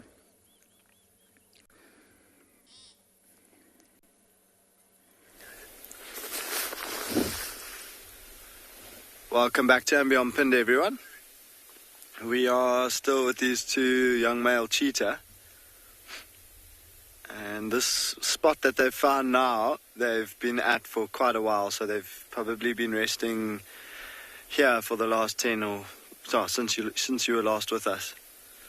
And they seem to be slowing down again. So they haven't moved too far from where they were. Maybe they were just wanting to get out of the grass, because on that side of the hill it wasn't in as much sun. Maybe there was a bit of dew there on the ground, so they were feeling a little bit uncomfortable. But also they didn't have a view of this side that we're on now, so they've come on to almost the other side of the ridge, and there we have a bit of movement. Looks like he's heading straight towards that small dead tree. No.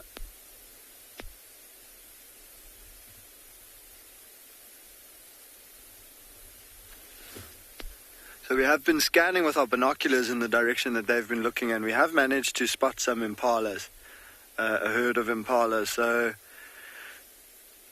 maybe they're going to be moving down in that direction. But that male that's gotten up and started walking now, they're heading in the direction that they've just come from.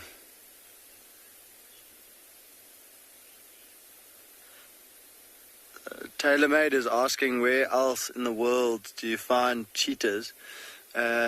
So cheetahs are mostly at the moment found in Africa, of course, throughout large portions of Africa.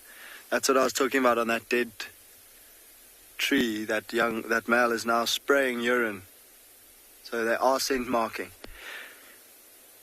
And then there are cheetah that are in the east. So up in the deserts, in the Arab Emirate areas. I can't remember the exact name of what they are called now, but yeah, in the east of Arab East Emirates. I think there are princes that keep them there as well, unfortunately, as status symbols, which is quite sad, because cheetah do tame very well. But there are some wild populations as well. But interestingly enough, the cheetah's closest living relative is the puma of South America.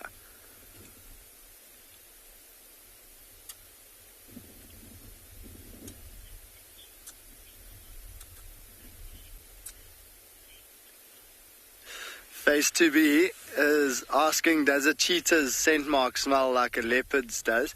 And no, it doesn't, unfortunately. It's not that battered popcorn sort of smell. They have a more sort of musky type of smell, but it's not a smell that's as prominent as something like a leopard. So we wouldn't really smell it from a distance, or if we even drove past there, we wouldn't really get too much of a smell of it. You'd have to go really close to get an idea of what it smells like. So for now, we're going to go and see if we can get another look at these cheetah.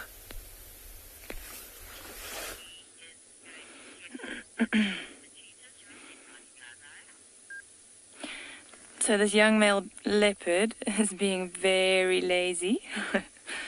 We repositioned, and as we arrived on this side, he put his head up and his eyes were slowly closing. He's very, very sleepy. He wants to keep an eye on us, but he just can't. Tired. He's probably been moving around for most of the evening. But we've got a really nice view from this angle. So beautiful to see the white on the insides of the legs, below the belly, and then it turns into that tawny color on the back and the outside of the legs. We've got such a nice spot here, just soaking up this morning sun.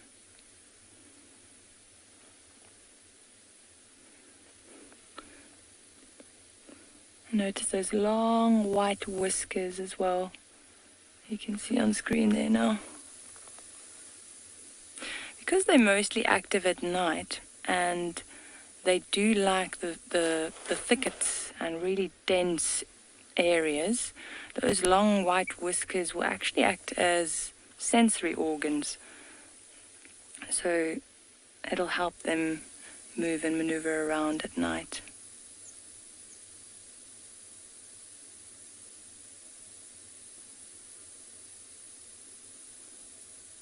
Guide them.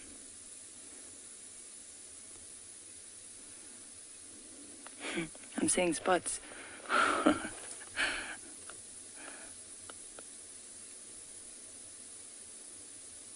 Now, if he does lift his head again, it is warming up a little bit, so he might move out of the sun soon. And then I'd like to point out or show you how we identify these leopards, because you're probably wondering how we know which one this is. And that we do by looking at the spot pattern just above the whiskers. At the moment we can't really see it too clearly, but when he lifts his head, I'll show you.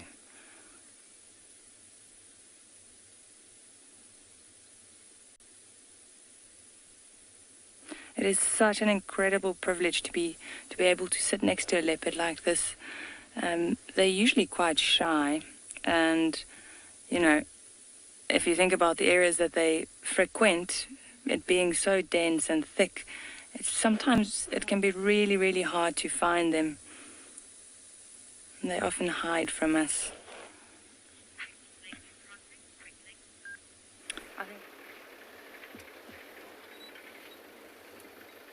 Ladies and gentlemen, I told you this wildebeest will come back. They have come back, and they have started crossing.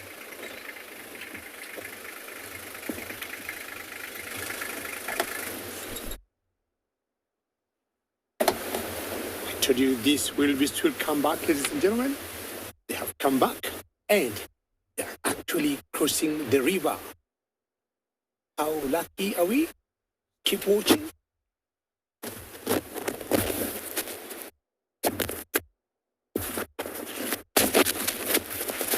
There they are. Our patience has paid finally.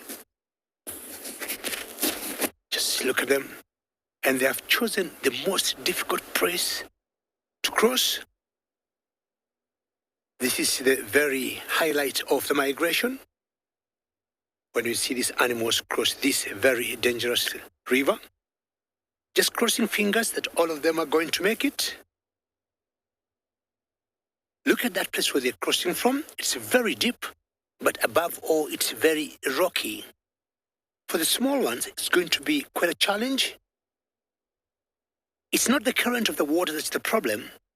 It is the rocks that are in there. Some of them now are starting to panic.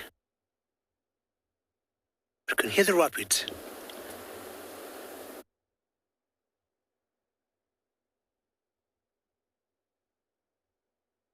Helen, I agree with you. I mean, I will never understand, Helen, why these animals always choose the most difficult place to cross the river. Now, half of them are walking back and they thought it's very dangerous, but I can tell you, I'll not be surprised if one of them or two have already been brought down by the crocs. It's the deepest place for me, with most rocks, but that's where they have chosen to cross. Keep going, you can do it. You need to get to the other side to get more food. Oh, that one is struggling. This one have made it very well done. Something could be wrong with this particular one here. Have you broken a leg? Is someone pulling you down? Oh no. Oh, you're gonna make it. Almost. There's a croc there. The croc's just watching from a distance. Or is this the trauma or just crossing this river? See the croc moving the other way, moving towards the rapids. Two crocs there. Can they see anything they cannot see? Oh no, that's what it's called. Bang! So sorry for those of you who might think this is quite graphic for the sensitive ones, but this is Mother Nature. The croc need to feed. Yeah, one of them is brought down. The rest are just walking past, not bothered, not concerned, not much they can do. They have all taken a big chance. That one was not lucky.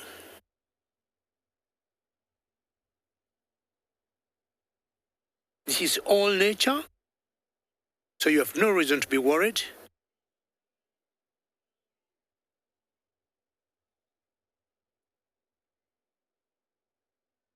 We may not know how many others may go down. That one wasn't meant to cross. It was meant to feed the crocs. Remember, we are coming to you live on this digital safari from the Masai Mara of Kenya. And this is the beauty of the migration when you see these animals crossing the Mara River. Oh, the croc is still holding another one there. It's holding from the hindquarters. Struggling, there's a big fight there. I don't know who wins here. I would really want the wildebeest to cross. Is it trying? The croc is holding the tail. It's holding tight. Oh no! Goodness me! The crocs are quite strong, and the PSI of crocs is about 2,200. Lucky, lucky wildebeest. You have another day to live. This is becoming very intense at the moment. I told you earlier, this is the river of life to other animals and also the river of death.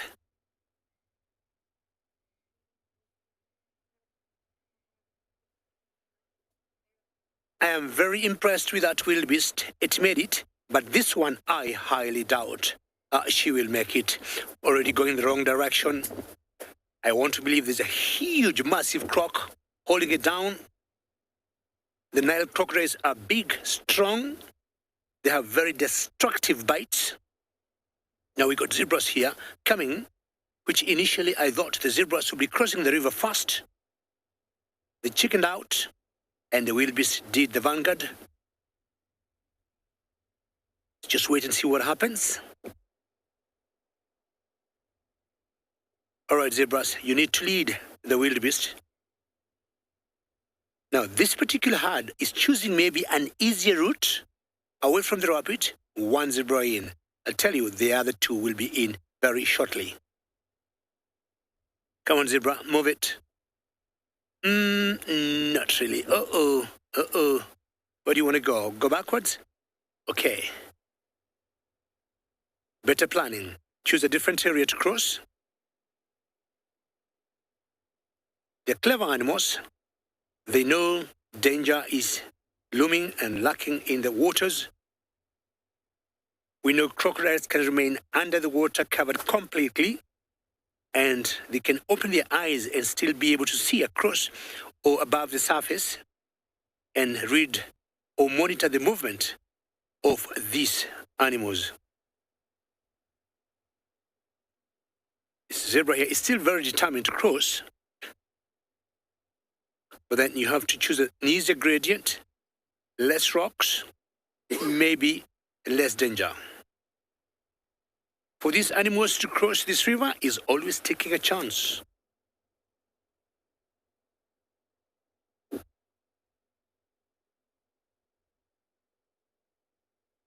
The whole of this group seems to have chickened out now. But I'll tell you, they'll go away, feed, and they'll be back right here.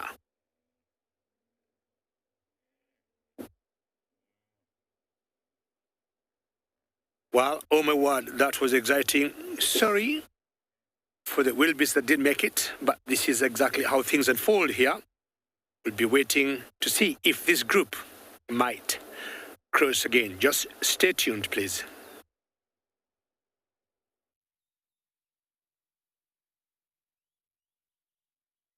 Yeah, guys, not always the easiest thing to watch, those crossings, especially when the croc is successful.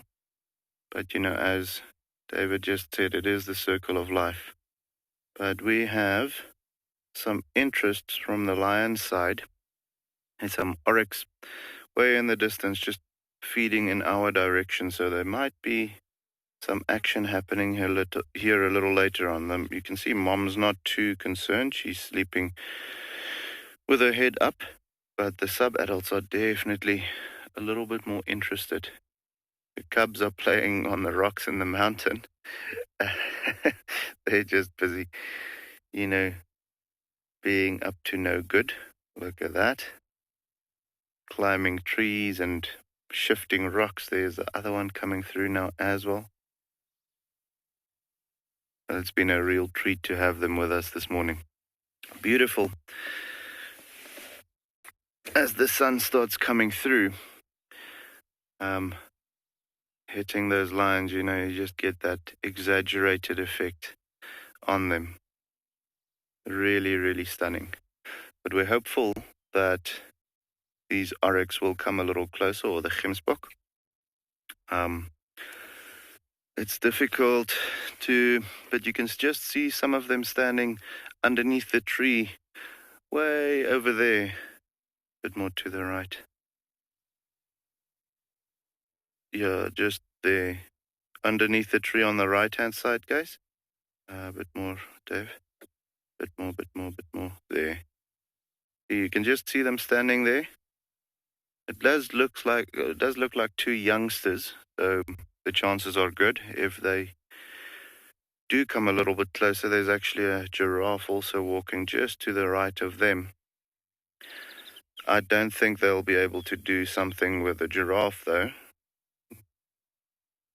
That is an adult, so with a structure as it is right now with the Pride, having the 3 inexperienced hunters as far as giraffe killing is concerned, I don't think they'll be able to take down a fully grown giraffe.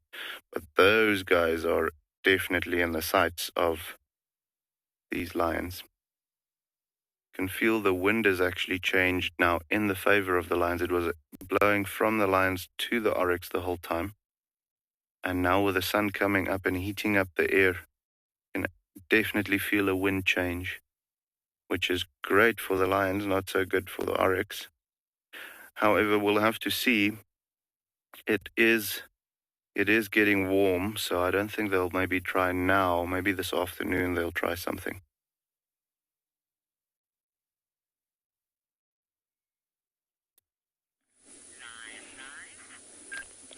So we're still with this young male leopard. He got up from the termite mound and he's moved into the road, and he's just been rolling around, playing with branches and grass hanging over the road, entertaining us.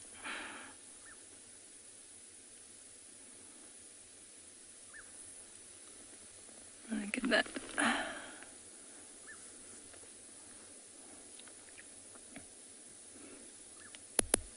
Unfortunately, there are no signs of his sister or mother, so he has to entertain himself.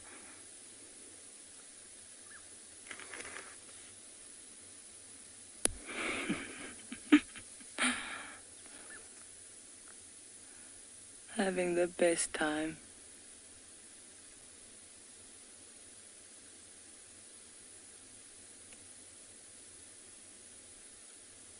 And even though he's playing around, he's still very aware of what's going on around him. So every now and again he'll perk up and you'll see the ears and he'll, whoa! Stare in a certain direction. Amazing to see the agility of these cats.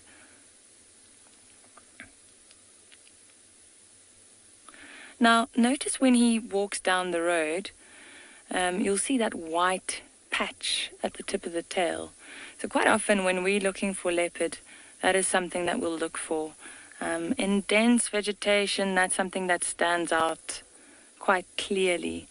So that is usually something that we'll use to try and locate them. Look how that tip of the tail is just moving as he's contemplating his next move. So even though, like I mentioned earlier, he's still dependent on his mother, but, you know, if she stays away for a while, he'll already try and see if he can hunt small things like little mongoose or birds, insects even. They really are very opportunistic cats.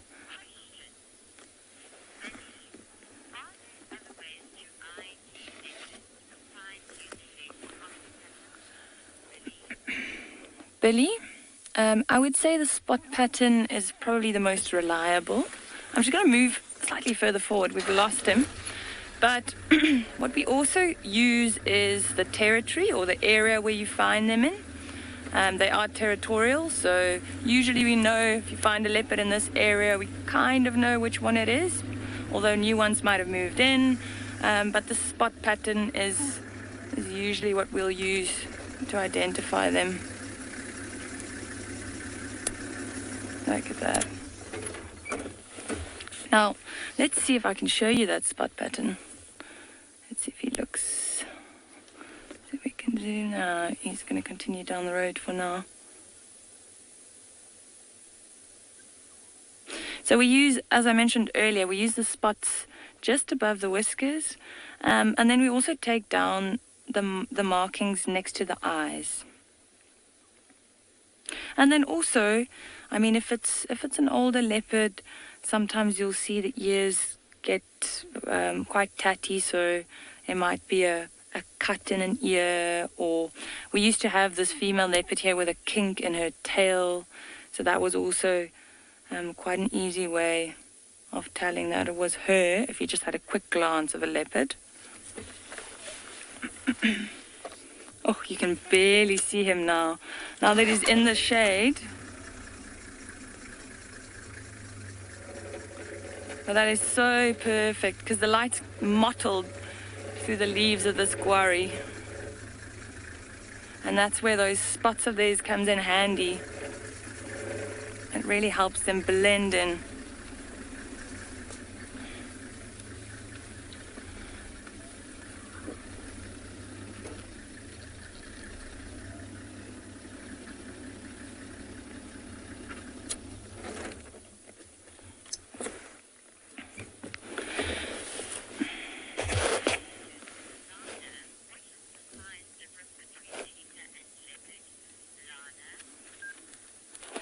Lana, so the size difference between cheetahs and leopards. So cheetahs they're quite lanky, quite tall, whereas leopards they're shorter, but they're very stocky and much stronger.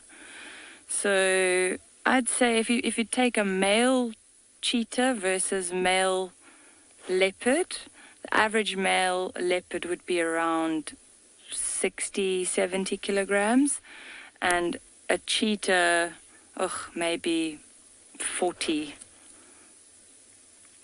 So the leopards are much stockier, stronger, much larger head as well.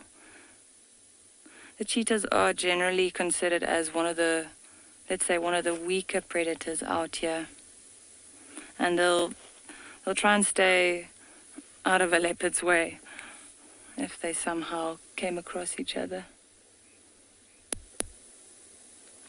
How he's just grooming himself.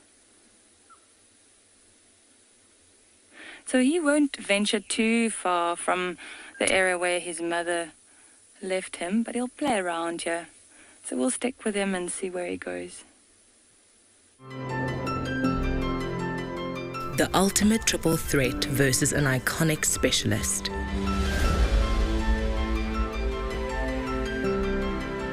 One built for stealth, power, and ambush. The other designed for speed.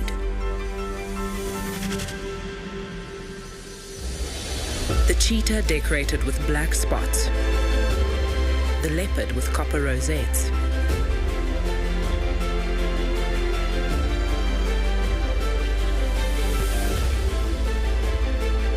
The leopard, a stalking cat of the woodlands. The cheetah, a coursing cat of the plains.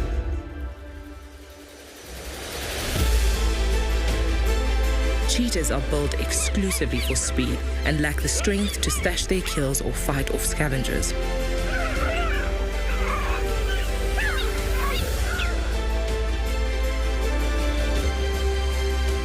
While leopards are strong and agile enough to hoist their kills away from thieving lions and hyenas,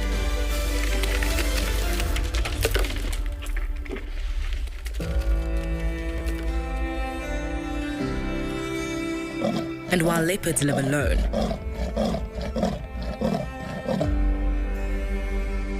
cheetah often find comfort in the company and protection of siblings.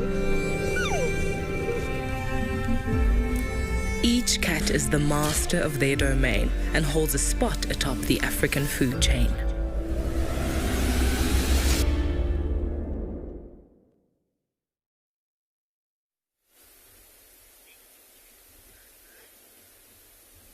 Welcome back to Ambient Pind, everyone. So we followed the cheetah again, and they have now moved to a shady spot. So they've found a really nice bit of shade here under quite a thick tree. Well, a tree with a very dense canopy, so they've got some really, really nice shade there. There's a bit of a breeze blowing as well. amazing how quickly it's gotten hot from really freezing cold this morning. It was about 10 degrees with a lot of dew on the ground, so it was really feeling cold. And now as the sun is rising higher, it's starting to warm up. But the cheetah had moments where they looked a little bit energized, like they might start to do something like a territorial patrol or look for hunting opportunity. But I think they found this patch of shade and it's just what they needed. They are looking quite sleepy. The one is still just grooming himself a little bit, but the one on the left has got his head down completely. He's picked it up a little bit now. Interestingly, just on that little short clip that you saw recently, cheetah being so low down on the predator sort of food chain or hierarchy, they can sleep like that. Like the one on the left you can see now, or that one, sorry, in the screen now, he's got his head up and they can actually sleep like that. Now, because he's got his brother next to him and he knows his brother is up, he can feel quite comfortable to put his head down like he is now and sleep with his head flat to the ground. What happens when he sleeps like that is he blocks one ear. And so his awareness of his surroundings is less than if he sleeps with his head up. And so cheetah have evolved to be able to sleep with their head at a 90-degree angle to the rest of their body. And that is so that their ears, even though they close their eyes and they might be resting, their ears will still detect sounds, potential danger, or if it would be prey coming close to them. So for now, seeing as these cheetah have found a shady spot and one of them is fast asleep, we're going to continue and see. We're going to move into an area where there was a cheetah female with 2 cubs seen yesterday and see if we can try and find them.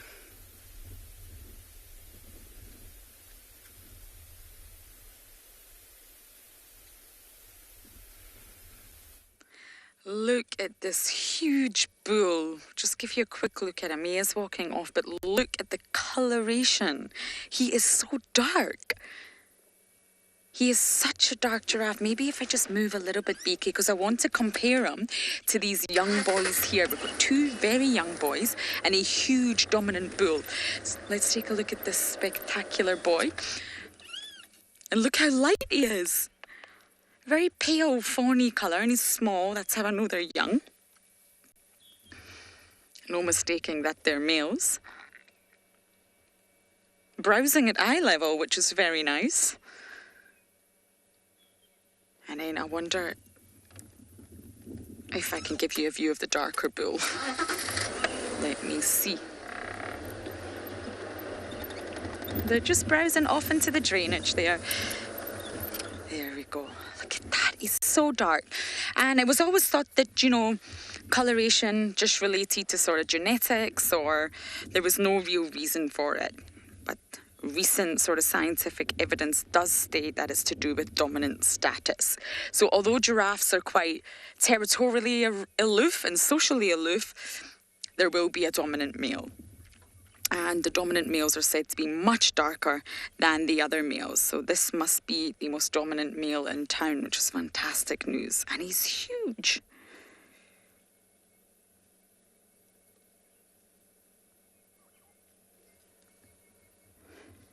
But giraffe populations are said to have declined by 40%. But because there's now 4 separate species classified, when you look at the IUCN Red List database, which is a fantastic tool, I'm on it almost every day, it only lists giraffe as 1 species. So when you say 40% in the last 30 years, it's quite difficult to know how accurate this is because there's actually 4 different species. So what species is declining, what species is not? It only gives a sort of figure of 40%, and they are listed as vulnerable. But whether that is applicable to all giraffes, all 4 of them, is yet to be determined.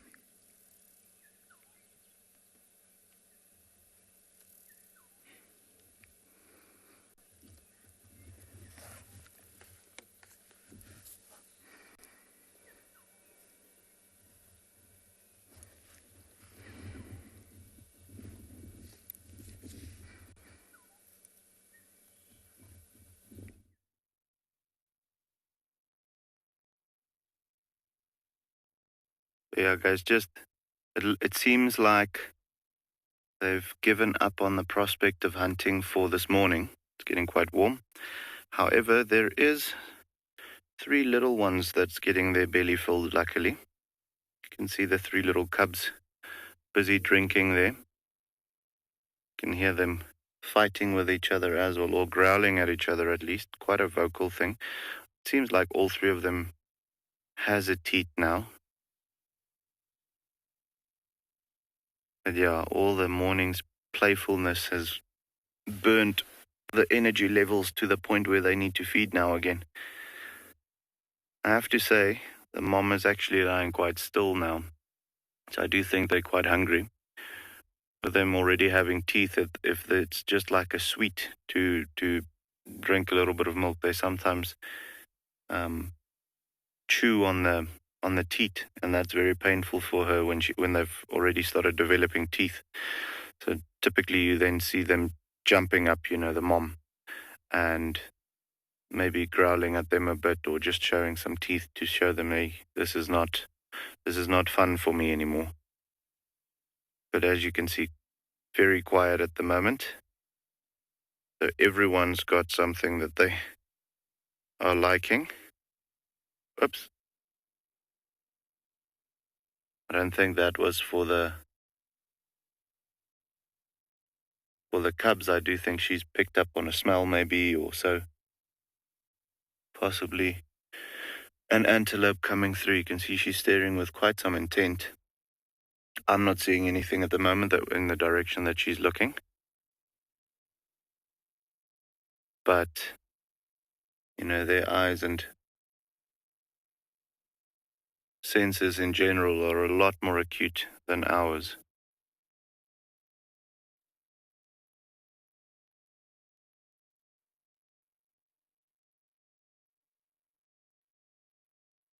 Always just interesting to see, when their heads pop up, we might not even know of a thing in the surroundings, and then all of a sudden they are fully intent on getting a view of whatever they saw or smelt or heard. And only when you go closer, but way closer, then you see, oh, okay, here's an oryx standing, or there's a giraffe walking, or something like that. Their senses amazes me sometimes. Well, not sometimes, all the time. Incredible.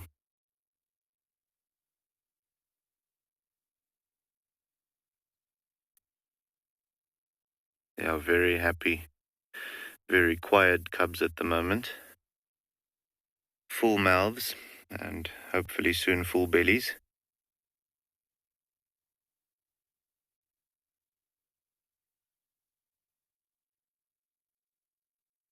A shame, never a day off for this lady.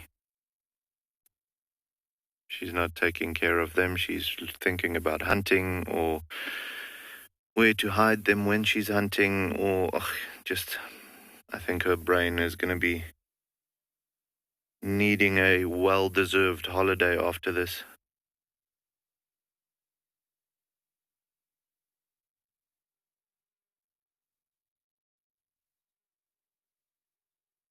So Martha just had a question. Would a lioness abandon her cubs or her litter, or at least just one cub, if it was injured or deformed? Martha, yes, they would. Not out of choice. What will happen is most likely she'll take care of it and nurse it until it gets to the point where she can't physically carry it around anymore, moving it from den sites. Like these cubs right now, she doesn't carry them around anymore. So if there was a deformity and it becomes more apparent, where they can't follow the female when she needs to go to drink water, or when she needs to go and hunt, or just follow the pride in general when they need to move to a different area, then unfortunately, yes, she will at first, hang back and try and get the cub to catch up, and then they have to catch up to the pride. But at a point, she needs to start thinking about her own survival as well. So as long as the cub injury or his deformity does not impair her ability to stay alive. She won't abandon it. But as soon as she starts suffering because of the cub's, lack of motility or anything like that, or mobility,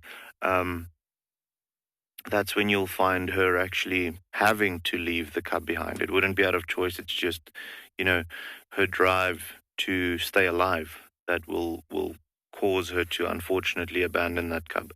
However, you know what? In the bush, an animal with a deformity, if it is born with a wonky leg or with something like that, the likelihood of it surviving in any way past the first, let's say, a month, or let's be, very lenient and say 6 months, is highly unlikely. The bush has a way of sorting these things out, so only the strong and the, I want to say, perfect characters survive.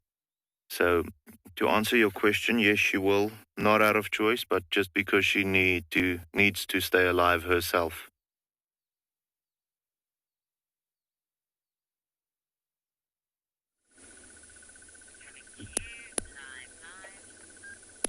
So we're still with this young male leopard. He's found a nice spot in the shade here.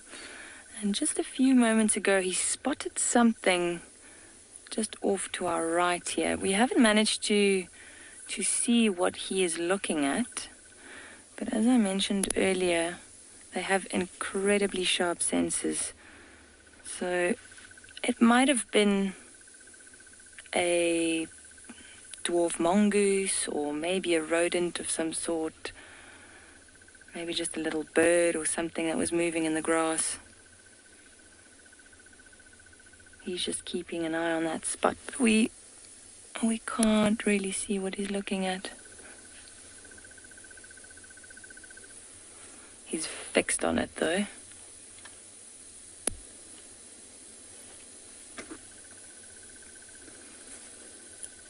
So now that we're kind of looking at his backside, I want to point out the ears. So I'm sure you've heard with some of the other cats, like the lions as well, they also have these black markings behind the ears. And that's also a follow me sign. So when he was younger and he'd have to follow his mother through thick vegetation, that's also what he would be looking at, those black markings behind the ears. And then also, of course, that white tip that white patch at the tip of the tail that I pointed out earlier.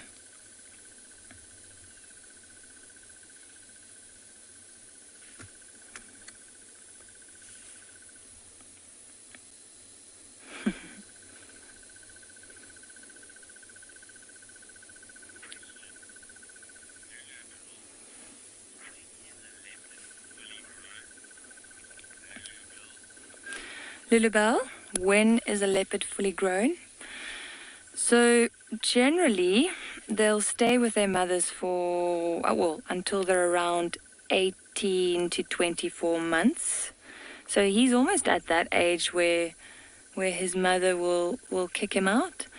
But then the males will only start establishing a territory when they're around 4 years or so. Usually there are other leopards in the area, and they'll try and keep them out of their territory. So, in a few months he'll already be a similar size compared to his mother. His mother isn't that big. She's actually quite small, and the males tend to be a lot bigger than the females. And then it's quite an interesting thing to see when you see a female leopard with her cubs, and they're around 18 months old. They all look the same size, and with leopards being solitary, that's quite a special thing to see.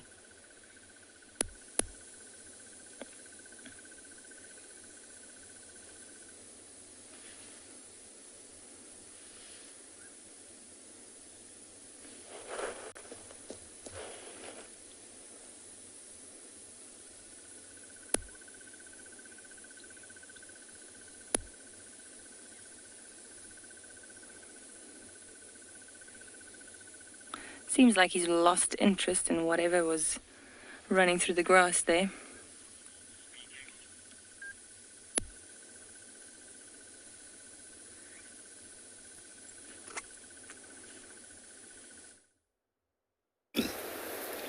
Yeah, leopards will normally behave like that.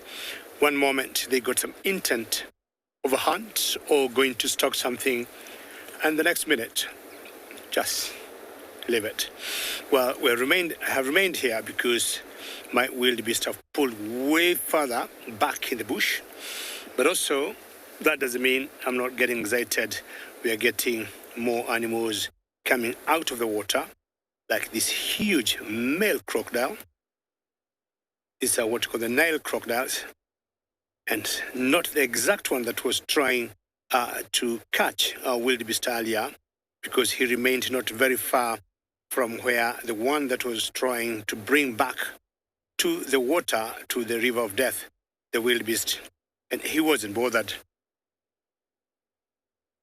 I would imagine the crocs also behave the same as predators when it comes to joining hands to bring a prey down. Unlike the lions or cheetahs, where you might say it's a coalition of cheetahs helping each other to bring a prey down, I haven't seen more than 2 crocs trying to bring a wildebeest or a zebra down crossing this river. I'm not sure whether that's the small little calf that was brought down by the croc, but definitely they caught one for themselves, and it must be under somewhere in this river, maybe on the base, and unfortunately by now it must be dead because it was drowned and it's getting bloated with time.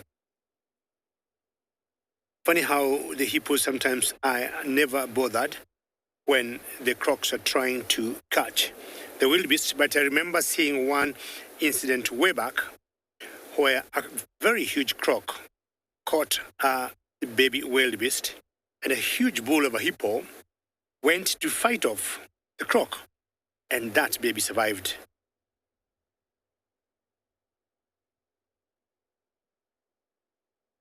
How tricky to have seen those wildebeest crossing at the most difficult place, at those rapids.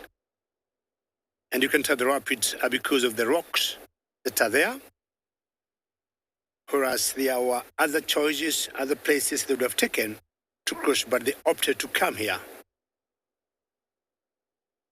I'm not sure the rapids pulled them there, or the current of the water.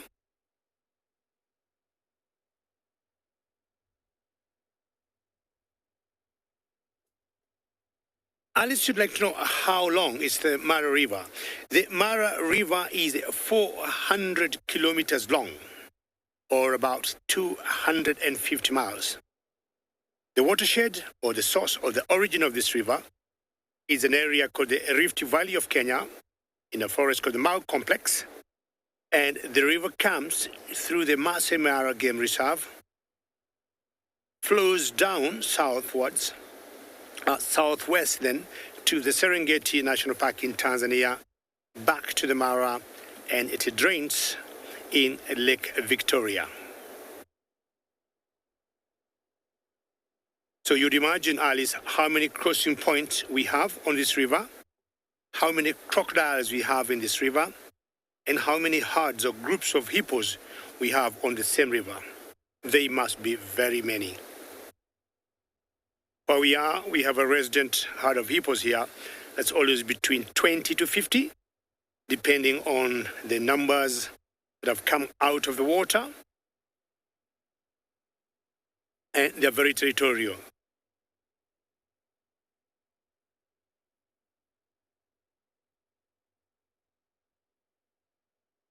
Hyla, you're wondering whether we got giraffes that do migrate. No. I mean, it depends on what you're looking at migration to be. The wildebeest or the zebras, when they do the migration, is an annual cycle. And what happens is they cover about 2,000 miles. And that's a whole cycle of migration, 2,000 miles, or about 3,000 kilometers. Now, when we talk of giraffes migrating. Of course, giraffes will move from one place to the other. Giraffes got what we call home ranges, and they may cover maybe 50 kilometers, 100 kilometers from one point to the other, and then they stay there. But basically, giraffes do not migrate. But the wildebeest, the zebras, will do covering long distances. I am still very hopeful. The animals that left here, the wildebeest, the zebras, will be right back. And that means I'm staying right here.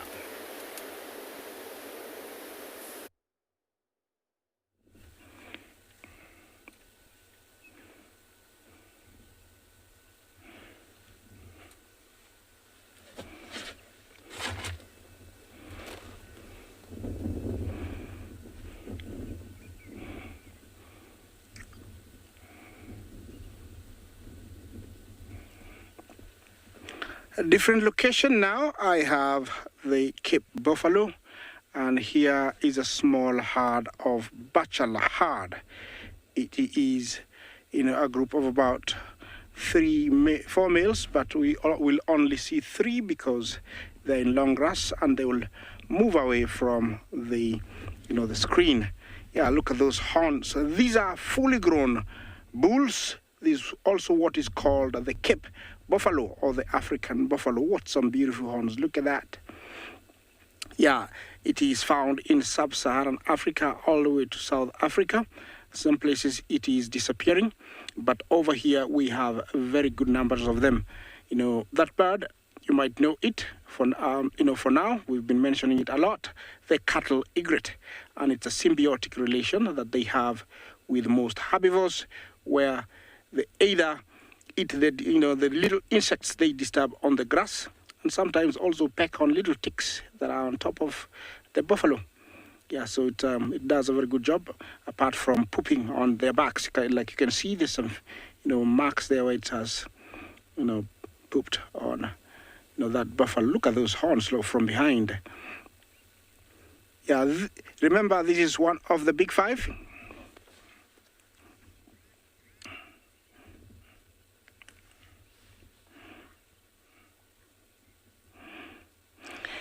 Okay, just going back to my quiz I asked earlier. I hope you still remember. It was about how long does the wildebeest last in the Masai Mara.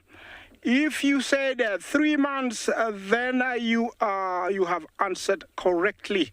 I understand we have Miss Zero, June, and somebody else. I'll mention your name shortly. You have said 3 months. Congratulations for being a good follower. Thank you very much. It's 3 months. It was Nancy, the third person. Thank you very much for being a keen follower.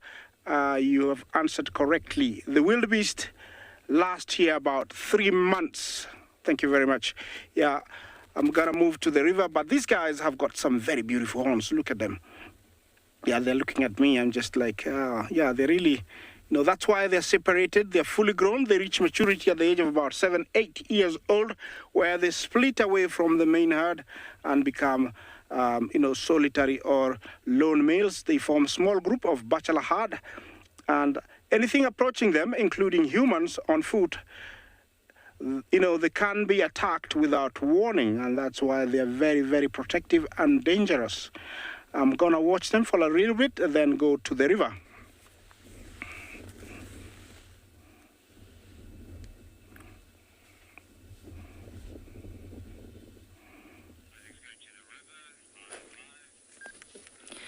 So not much has changed this side. He's still lying down in exactly the same spot, but he still has his head up.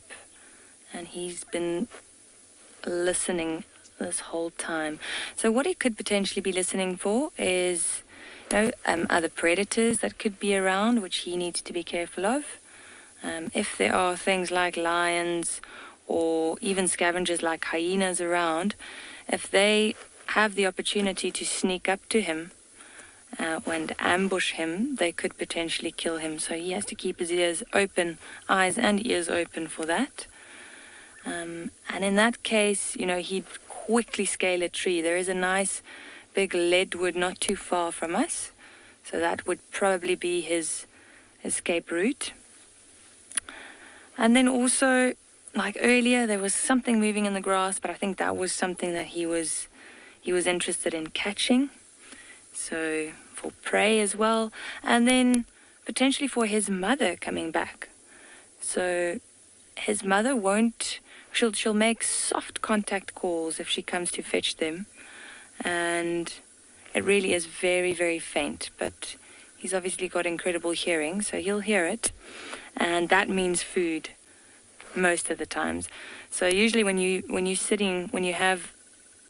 see leopard cubs and the mom comes back, the cubs get really excited. Firstly, just because they're seeing mom, and secondly, because they know she might lead them to a carcass and there might be food.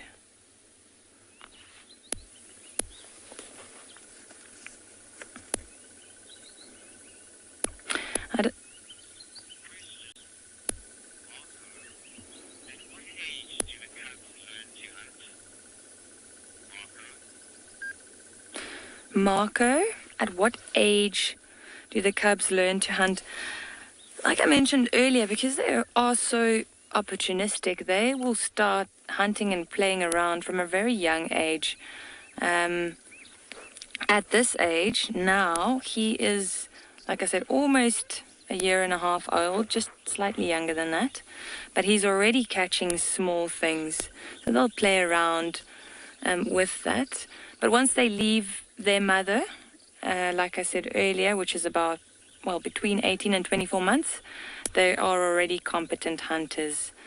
And, if they struggle to hunt, then they'll start with smaller things like ground birds or small mammals and then work their way up.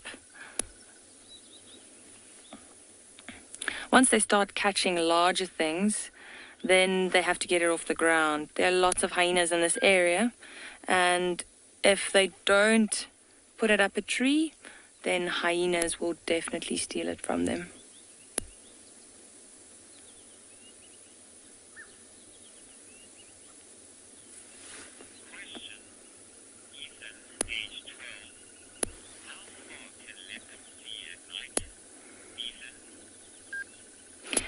Ethan, how far can leopards see at night?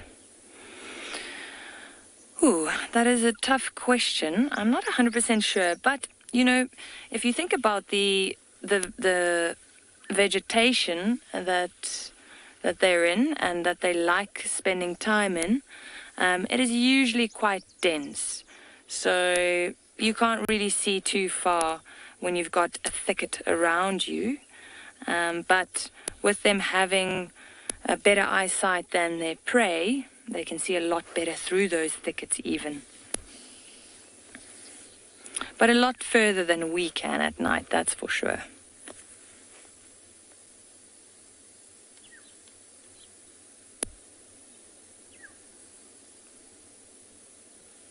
He's watching the little birds that have landed in the trees. There's a little drongo that just landed in this big leadwood here.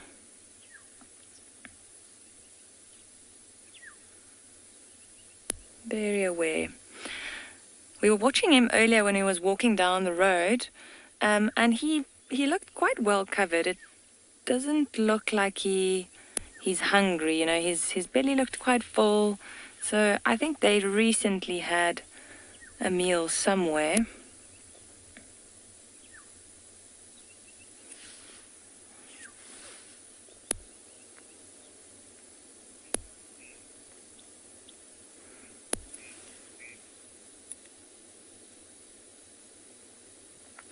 So like I said, if his mom comes back and she calls him, she'll do soft contact calls. And I don't know if you've heard, or if you've seen a leopard before, maybe you've seen documentaries, you've seen it on TV of leopards that call, and it's quite a rare thing to capture or to hear. And it almost sounds like someone sawing wood. So it's something like hey. I think that was a good imitation. He even looked over.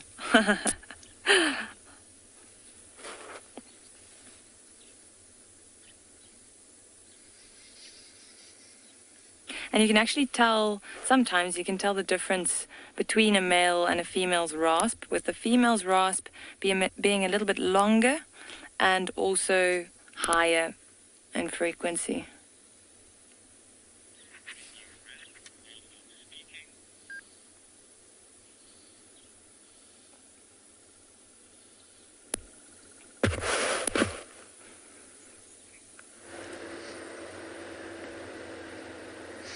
A leopard's saw is actually my favourite sound of the bush, as well as a hyena's whoop. A leopard saw, it's a wonderful sound. It's a bizarre sound actually, and it's made on the inhalation and the exhalation of the leopard. So it's made by their breaths, and it's counted in strokes. There's actually a specific number of strokes that a leopard will give in the saw. I really can't do that noise, but you get the point.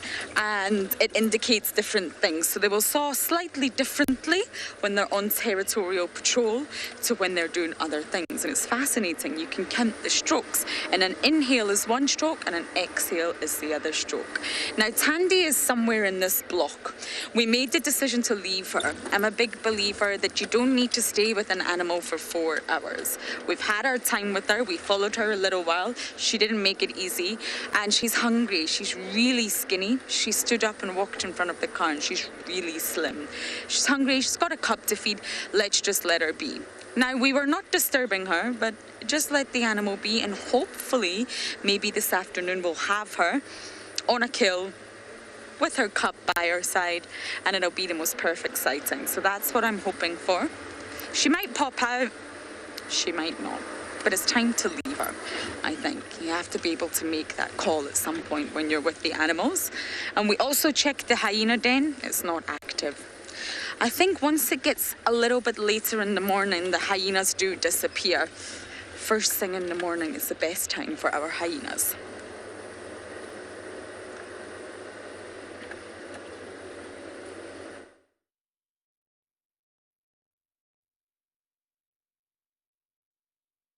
So, all right, guys, for those of you who has been with us from the start this morning, here are those guys that the lions chased in the beginning. It is a bachelor group of Cape Eland. Big, beautiful boys. And as you can see, they are not used to, well, not used to, they just don't like having a vehicle close to them. We are about, I want to say, 300 meters away. But just look at how beautiful that is. Look at that big dewlap, that flap of skin that they've got on their, on their neck here at the bottom by their chest. Really impressive animals. And I do think that should those 3 sub-adults, lioness, try to catch one of these, I think they would have been a little lightweight for that. If the adult female was maybe together with them, then yes. But when they were chasing them this morning, unfortunately, she was still going to look for her cubs. But yeah, really cool to see them. I just enjoy their, robustness. Lots of character. I don't know if you maybe saw that hair that they had here on the top of their forehead, just by their horns. We call that, just like we have with a buffalo having a boss, that is also called a boss. Not a solid structure like the buffaloes, but it just makes them look so much more impressive. Really, really cool. And huge, huge necks. And then you have those dagger-like horns, which is why I'm saying I think those female lions, the sub-adults, would have had a difficult task ahead of them if they should have continued in the hunt. So yeah, really cool. We have left the pride of lions, though, with the cubs. They're still relaxing in the shade of the mountain. It is getting warm now, so I don't think they'll be doing anything constructive for the rest of the day until it cools down this afternoon. We might actually come back here to see if they don't want to hunt. But for the time being, we are going to see if there's not maybe a male lion track going somewhere or so. If we find something, we'll let you know.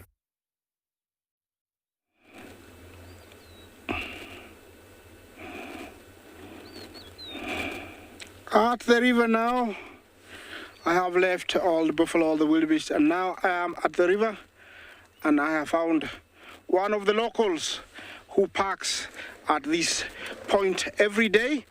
He's the famous Nile crocodile, and that is one big one. You can tell he's so happy, and he's not smiling. They usually have some of their teeth, showing off outside. So he's parked there, waiting maybe for another meal. What are you gonna show us here, James? There's another moon star. I think he's the other one that we have been showing you at this section of the river. I will call him Freddy. And Freddy is swimming upstream nice and slowly. He's one of the big guys I've been coming across here, and he's got a pinkish nose when he turns. I don't know if it's the right one, but I think that is Freddy. He's swimming up to the point where he normally basks. I don't know if he's gonna come out, which is not going to be very good news, just in case there is wildebeest or zebra coming down. But what can I do? I just have to live with what they offer me.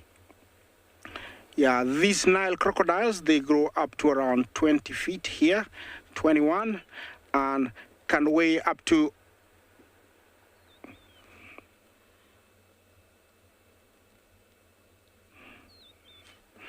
Natasha Jumbo, you want to know if crocodiles ever attack, young hippos. If left unattended, they will attack them. Or sometimes they get lost, like when the tide becomes too high, they get washed downstream. The little ones, they will attack them. But it is very, very, very rare, and it has been rarely documented. They do attack only when they are left unattended, and it is very, very rare. Natasha? Yeah, Freddy is swimming upstream. I don't know what he's up to, but you can tell, how big he is, how he's been eating very well. These guys, the Nile crocodiles, they gorge themselves with enough food to last them almost up to 1 year. Imagine. And, during this time, if there is nothing, they are able to slow their heartbeats up to 1 heartbeat a minute. And I think that's where, the logic comes in, that they use very little energy to digest whatever they have eaten during this time of abundance. Yeah, where are you going, Freddy? Yeah, I think he's got an idea of where he's going, and I think he's going to that bank.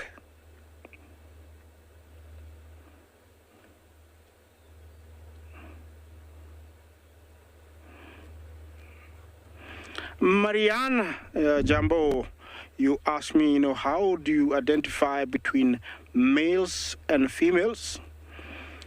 Yeah, apart from flipping them over, which is a no-no, from here, if you look at the heads, I wish I could, compare two.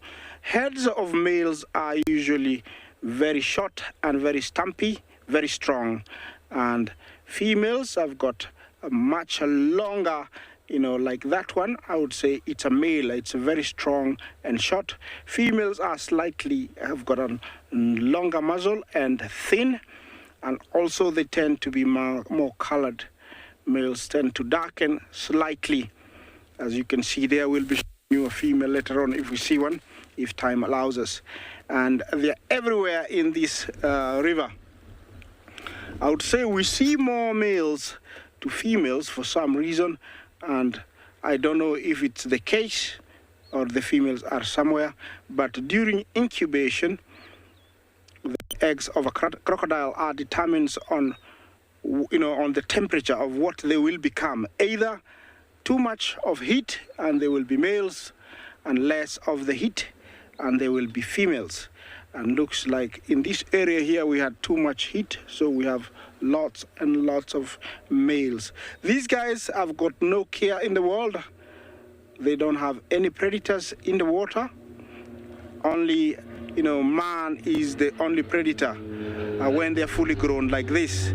Young ones are, hunted by other crocodiles, monitor lizards, birds of prey, eat them.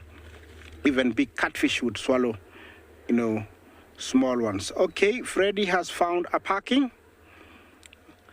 and he's almost as black as those rocks. And I think he's going to lie there for a while.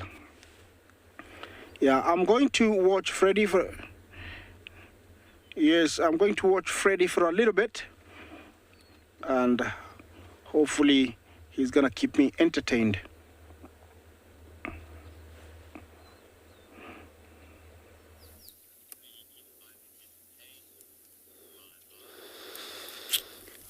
Beautiful impalas. I mean, croc also is one of the beautiful and one of the passionate creatures wait for something to happen around the water, whoever come to drink.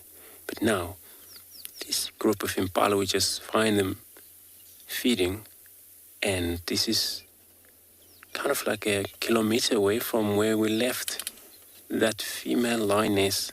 See, it's kind of like, I'm not too sure, it's probably something disturbing them there, but they're well alert, so it could be something that they heard they're not sure about, and this is what you see there running, but they're now looking at us.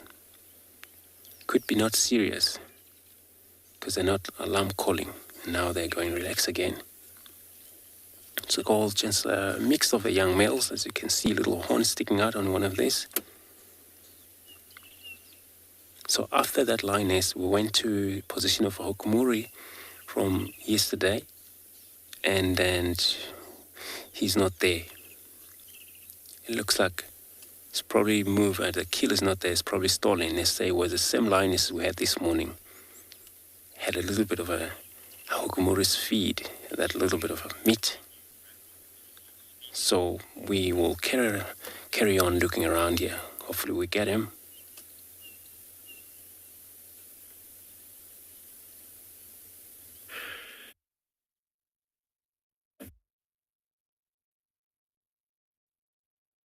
Yeah, so we are back at the waterhole where we actually left the mom and 3 cubs and then the 3 sub-adult females yesterday morning. And here we have the other member of the Southern Pride. I don't know, we'll go back in on it now, but it seems like she's just finished drinking water and come to rest in the shade here. Look, you can even see that little bit of drool still hanging from her lip. And then the bottom lip also being very wet still. So must have just finished drinking water. I know we were discussing it earlier, whether or not she's still mating with a male. It does not seem like it. So possibly the mating ritual is finished. And now hopefully in about 3.5 months, we'll have more baby lions. That would be epic. But yeah, I don't think the mating finished too long ago. Otherwise, she would have tried to find the rest of the pride, the one that we actually had this morning. So relatively certain it might have just finished, like let's say during the night or this morning. So it would be interesting to see if she joins the pride this afternoon or not.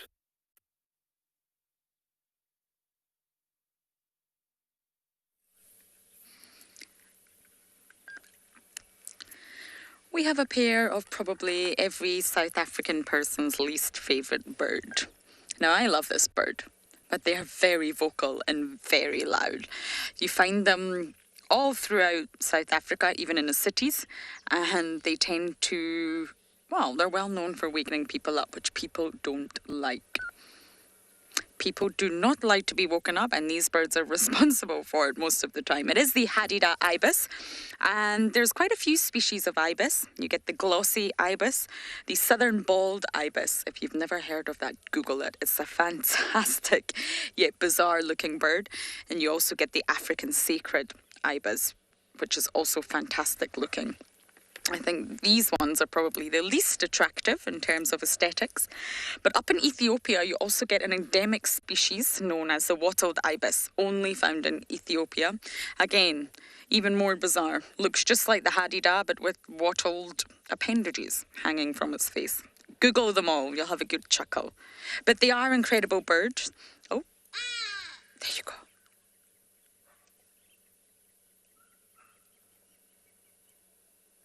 I hope you all heard that.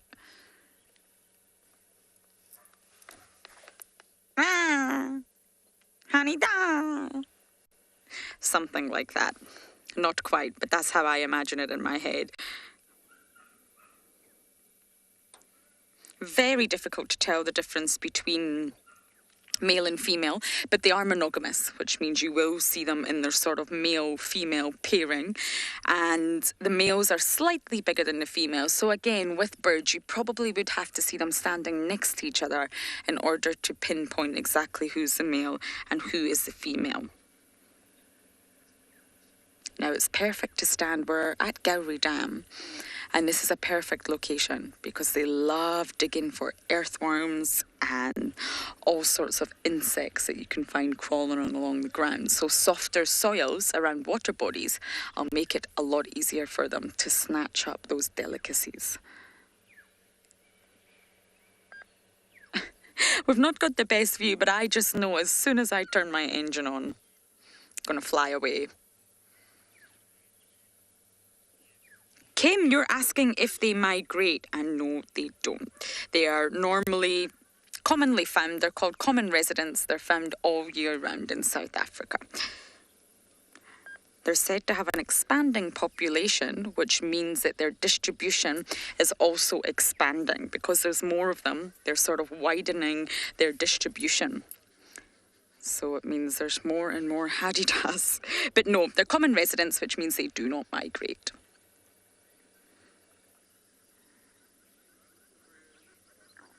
Many birds migrate for breeding reasons. They migrate to certain locations in order to breed, where there's maybe more food. The food is plentiful, which makes them stronger, and of course ready to get through the breeding season. And Hadidas do not need to do that.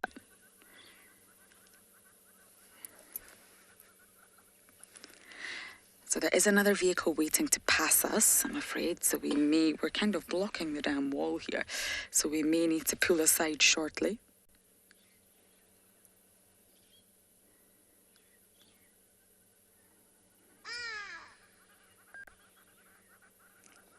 Okay, I'm going to pull aside now and see if they can pass us. Hopefully the Hadida will not fly away.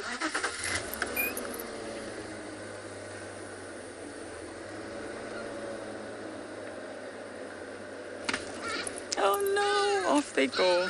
Sorry everyone, I had no choice there. There's a vehicle waiting to get past. Heidi, you're saying they're much louder than your alarm clock. Really? My alarm clock is pretty loud, and if it's not loud, I don't wake up. Although I'm very sensitive to light, so as soon as the sun is up, I do wake up. Hi! But yes, they are incredibly loud, and I would hate to have a Hadida Ibis alarm clock tune. I can't think what is worse. What is the lesser of two evils? We're going to sit here and admire this water body for now.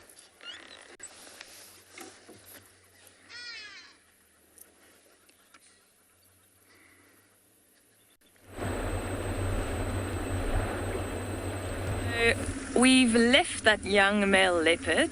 He spotted something else on the other side of this dry riverbed. And then Gert mentioned that he could see kudus passing. And I was saying he's got big dreams if he thinks he's going to catch a kudu. But yeah, we decided to leave him. He went down into the riverbed, so we couldn't continue following him. So we've decided, seeing as it's heating up, that we would head to one of the water holes just to see if there are potentially any animals drinking there.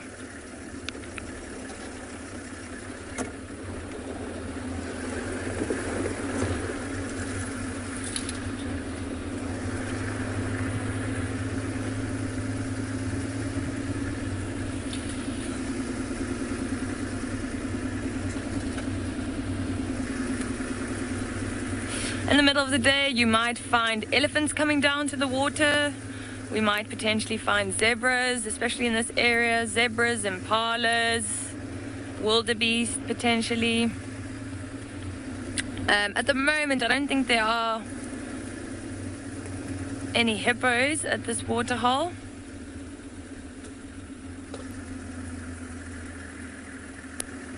But we'll see what we can find.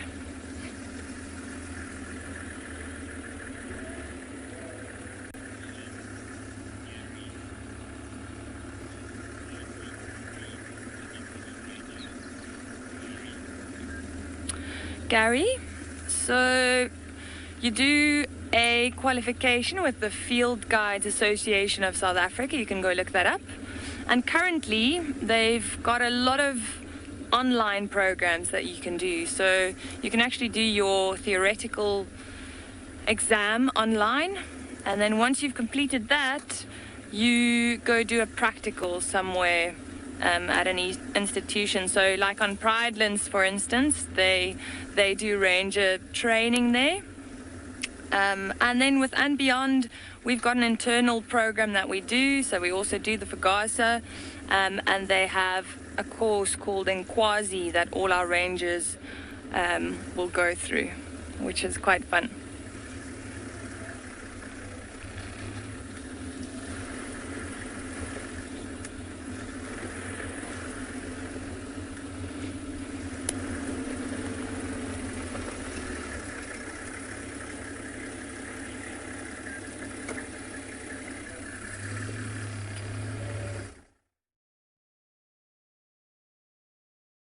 Yeah, it's very true. Some of these qualifications are very important for any guide to be out in the bush. Now, if you look at this Thompson gazelle, I remember when we were in college, and definitely, I guess, is marking territory there. When we were in college, we have a similar gazelle to this that's called a Grant's gazelle. If you see a Grant gazelle when it is young, from a distance, they're very identical with this particular Thompson gazelle. And the reason I'm saying that is the black stripe they'll always have on the side.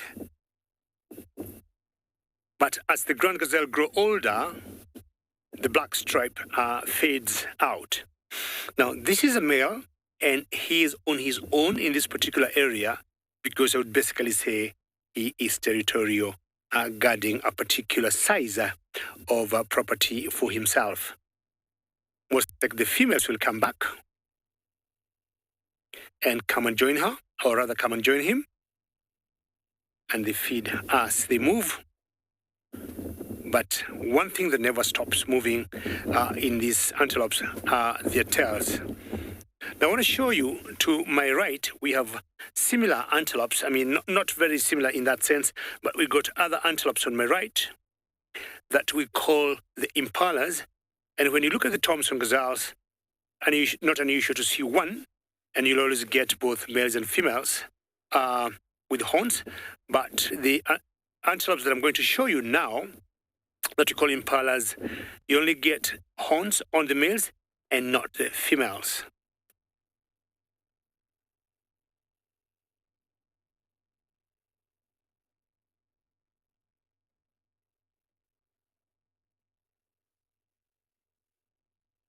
Now you can see these impalas have been on very short grass. Robert, you're asking where the Thompson gazelles get their name from. Still going back to my college days, or when you talk about guides qualification, when I went to college as a young boy, we were told way back in the 1880s, there was a very famous, could have been Scottish British explorer who came visiting Africa, and he cruised or loved to be in East Africa, and also Kenya and Tanzania. And his name was Joseph Thompson. And I gathered that he loved the wildlife, and more so the Thompson gazelles. And we were taught, or we were told, he decided to name those gazelles after himself. And years or a century later, we still call them the Thompson gazelles after Joseph Thompson. The other day I was thinking it could be time also we change some of these names, and we get, local names, and we name the impalas maybe like David's gazelle. My cameraman today is called Bungay, and maybe we could have Bungay's gazelles or something. But yes, the Thompson gazelles came from Joseph Thompson. There's another gazelle also that is called the Grant gazelle. It came from a gentleman who was called John Grant way back. Now, this is the male in charge of that harem that you saw of only girls. Look at the size of his horns, magnificent. Thank you for posing for us. I'll take a few pictures of you, and I'll tell you to have a lovely day.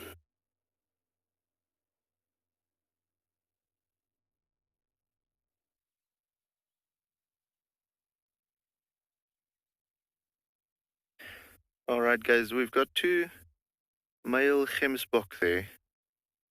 Now they're just sizing each other up. This time of the year is the best time for them to have babies. I've mentioned in previous episodes that they don't have a particular baby season, so you have them having little ones all year round. So you actually find the males being in competition with one another right throughout the year. This didn't look as serious though, but always just a treat to see that, a little bit of a sparring event going, especially with Gemsbok. They are almost like musketeers with those straight horns. But yeah, here in the Kalahari, we've got non-migrating blue wildebeest. So just the reason for that, guys, in South Africa, you don't really find them migrating as much, not nearly as much as, at least as in the Mara or in the Serengeti. And the only reason for that is they don't need to move to follow water.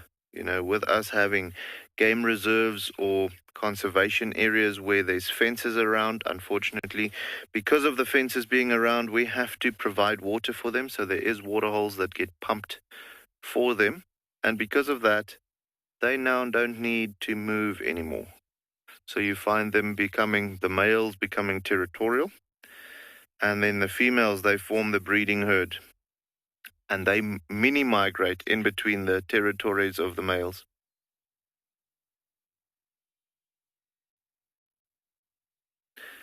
Chris just commented, Gemsbok is his favorite antelope. Chris, I'm going to agree with you there.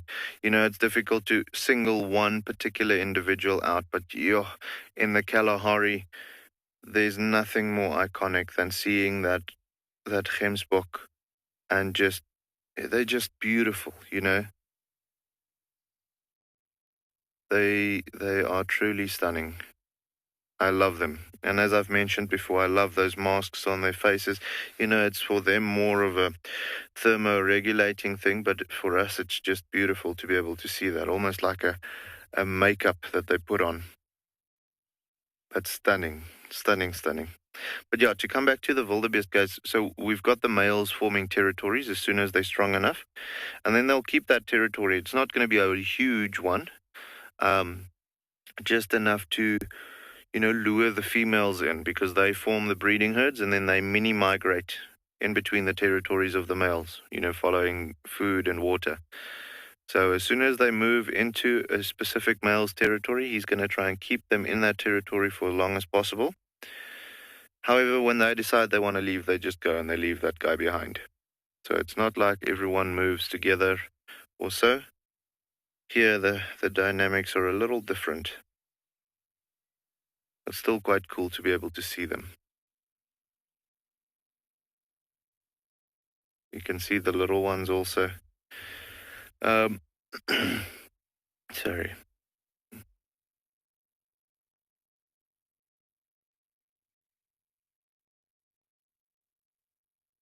So Beverly just had a question. What's the difference between antlers and horns?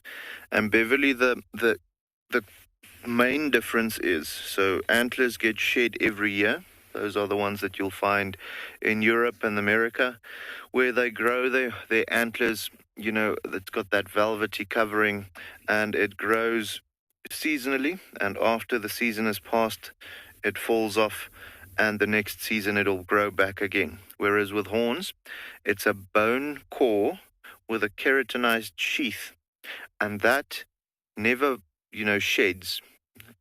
As soon as the baby is born, the horns will start growing, and that will grow throughout its life. And should the horn be broken or something, it will never recover to what it was once. So let's say you often find, with us looking at the blue wildebeest, the males either wearing their horns down or one that's broken. It'll continue growing from behind, but it will never fully heal. Whereas with an antler, if you find that one of the branches of the antlers break off in a season, as soon as he sheds those antlers, you'll find that the next season the antlers will regrow, and it would be like there was never a break in the antler itself. So yeah, that's the big difference between antlers and horns, and that's why we also differentiate between the two. In South Africa, we don't have any indigenous species that have antlers. All of our horn-growing antelope or animals that we have around here, which is indigenous to South Africa, have specifically horns.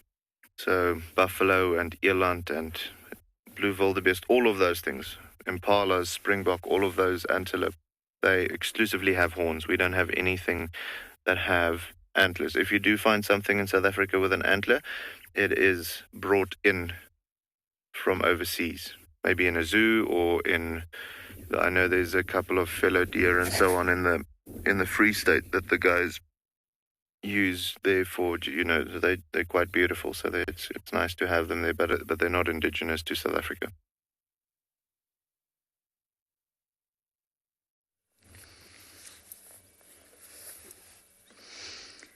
We are looking at the hippos, but BK, my little friend, is back. No, stay there. I made a friend that I wanted to show you earlier.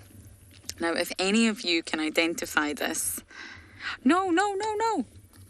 I don't know if you'll be able to get it now, BK. It's just beside my porcupine quill. Can you see it? Or is it impossible? Okay, now it's gone that way. Yeah, it's just there, but I think it's a little bit camera shy. I wanted an ID from you all. It's great to start seeing spiders again, and believe it or not, this is a spider. Doesn't look like it. It's very camouflaged, and when it stops moving, it brings all its 8 legs together, so it looks more like a blob. A very scientific, descriptive word of a blob. But sadly, it's not playing ball. But I know some of you are experts out there on arachnids and insects. So if you have any idea, please. Is he on the move again? Okay, let me do one last check, and then we'll go back to the hippopotami. I think he's gone. But Buffelshoek Dam is very calm. Even the hippos are calm. We haven't seen so many injured hippos around. Winter is notorious for hippo male, well, the males, just injuring each other, fighting because the water is scarce, resources are scarce. There's too many males for one area, too many bulls, and they normally fight. They get really injured because they're just terrible at fighting, hippos. And you'll normally find them tucked away out of the water, trying to recover and heal. And I haven't seen that this year. Last year we saw it a lot, and I think it's just because water is so plentiful. This time last year, Buffelshoek Dam was empty, and I'm just going to get BK to give you a look at how full the dam is. It's not just a little bit of water. The volume is just, it's mind-blowing. It extends all the way back. Yeah, BK was just showing you there's a sort of little tributary there, and it extends all the way to the side as well. We were almost at risk of flooding last summer, and the winter just wasn't harsh enough to sort of ensure that all the water disappeared.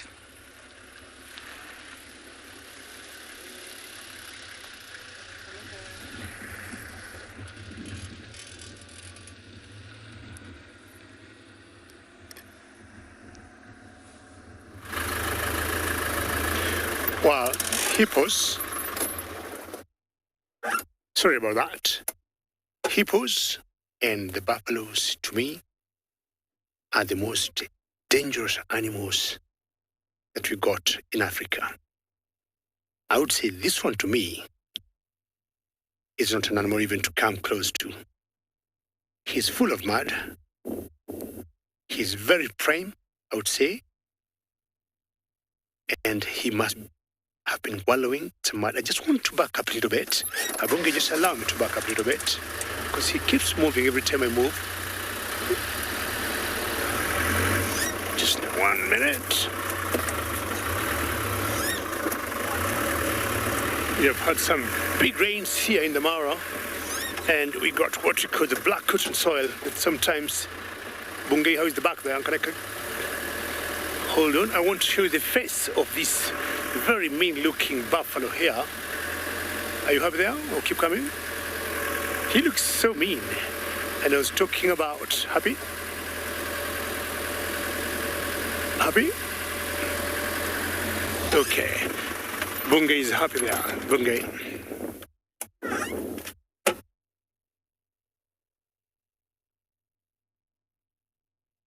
Tasha, we're talking about the buffalo animal here, and you're also asking whether we get the buffalo thorn in the Mara. Yes, we do.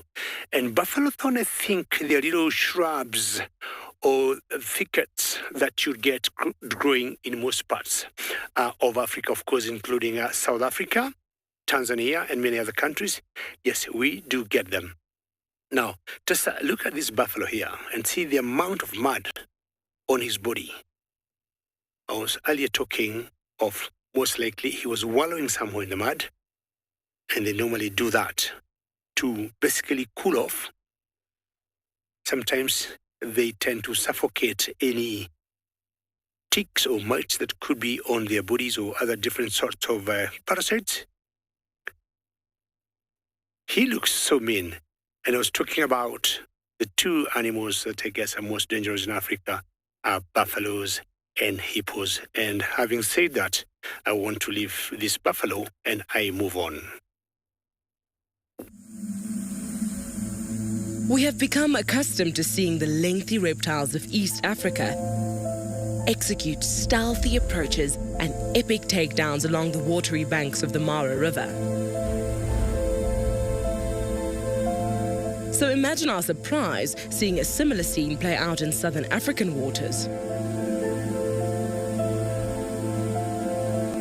An impala, marooned on an island, having been possibly chased earlier that morning by some hungry wild dogs, hankering for breakfast. And a crocodile, perfectly poised to tease its prey, gliding through the waters in its ultimate domain.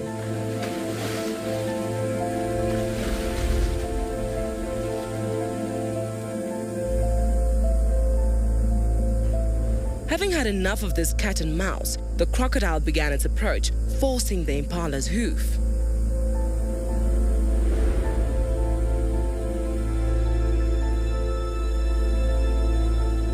From the moment it dove into the water, that was it for the lone antelope. However, in an unexpected twist, a hippo entered the scene.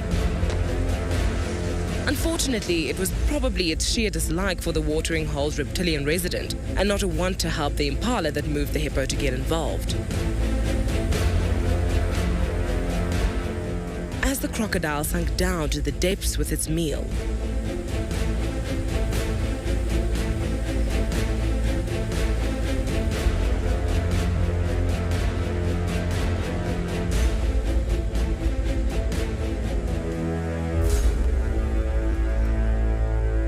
the waters calmed down, without a sign of the turmoil that had unfolded, bar some annoyed hippos.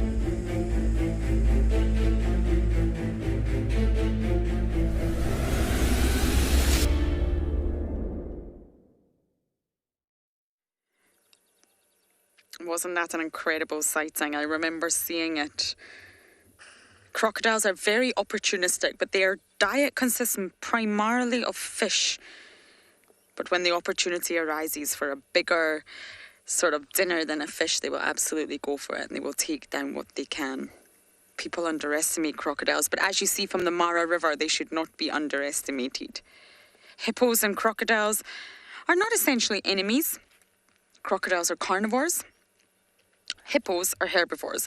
So they're not competing really for food, but maybe sometimes they will compete for space. So they're not friends, but they're not exactly enemies. They're just co-inhabiting the same sort of dam or the same water bodies. So their areas that they live, their niches overlap. But there's no crocodiles in Buffelshoek Dam. I believe there used to be, and I'm surprised because it is so full.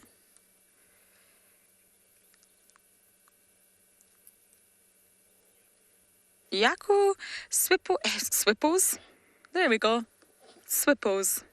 Hippos do not swim. And I combined that entire sentence into Swippos. I hope you like that.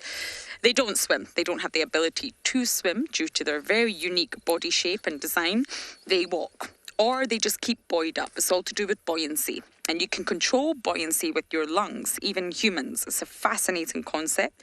So the dam is very broad and wide here, but it's probably not that deep. So the hippo will stay just bouncing on its tippy toes, or it will have its whole foot down on the ground, or it will just be keeping itself buoyed up by controlling its buoyancy through controlling the air and the sort of volume of air in the lungs. It's possible for humans to do that as well. Any free divers or scuba divers will know that, so they don't swim. They're fast on land as well. And if the water's shallow enough, they have the advantage of being very shallow in the water as well. But if the water's too deep, the hippo really doesn't have the advantage there.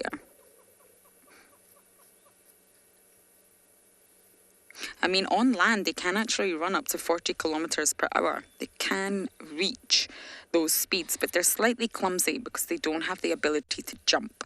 So in terms of jumping over a log or a stump, it's not going to happen. They're not very good at navigating through obstacles.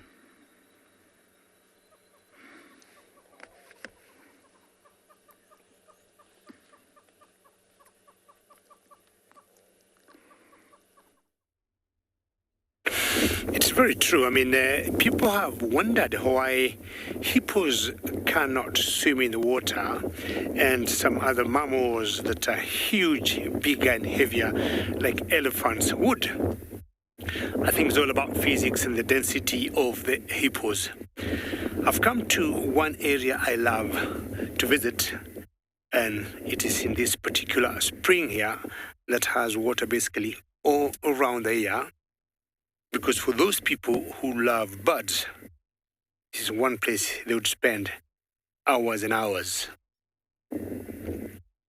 We got egrets, sacred ibis, lapwings, herons, Egyptian geese. You hear the fish eagles in the background.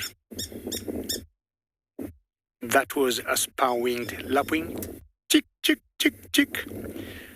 Look at the amount of birds in this one small area here. Of course, when it rains, the water levels rise or increase.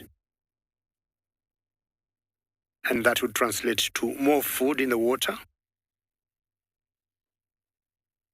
When I was young in school, we used to be told when it rains heavily, it was raining cats and dogs. And when I started guiding, I started saying with very heavy storms, it is raining buffaloes and elephants. I'm now changing that to when it rains heavily, it's raining egrets and sacred ibises. Maybe not. But we've seen with the coming of the rains, we have noticed increased number of birds, and especially some migrants, like some storks. Yesterday we saw so many woolly-necked stork, but I'm sure they'll be coming here because of the rains we're having as they migrate down south. And this is one scenery I'll always come and spend a few minutes, as I would want to do now before I leave this area.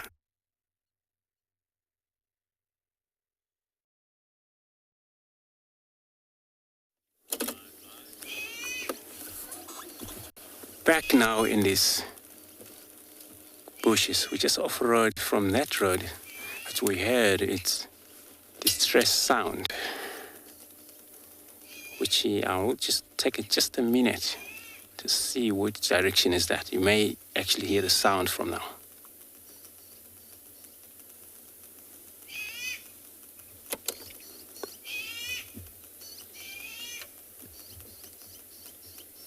So you heard a sound. So we're not sure whether it's a bird has been caught but we're going to investigate and drive on forward from there. See what this bird is all about. What they're calling for, if it's a bird or if somebody been caught. What is it?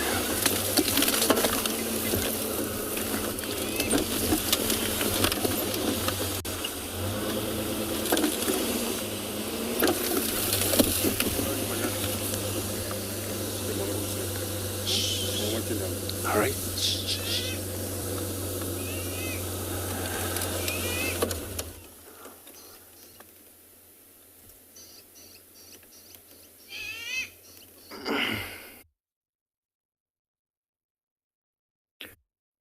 Okay, guys, just an update on this morning's activities.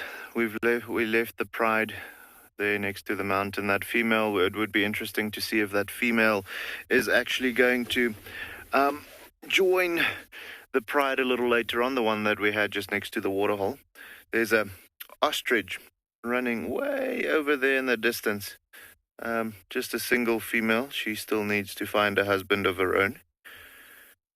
But with it getting warmer now, you see more of the herbivores actually coming into the waterholes, and the predators becoming a little bit more inactive. So we are going to come back this afternoon for, well, two main reasons: to see if the Pride wants to hunt, because they were showing some real intent this morning. Maybe we get there and they've already caught something during the day. You know, it's not a given that with a hot day, the lions won't hunt during the middle of the day. If they're hungry and there's an easy opportunity presenting itself, they will go for it.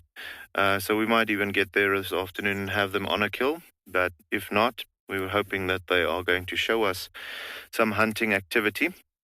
Also, to see if that female joins up with a Pride now that she's finished mating with the other male. So that would be interesting to see.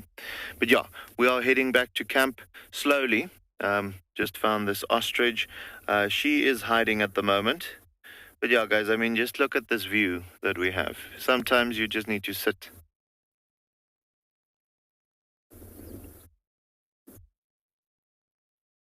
So Bree just had a question. Are ostriches monogamous? And Bree, no, they aren't.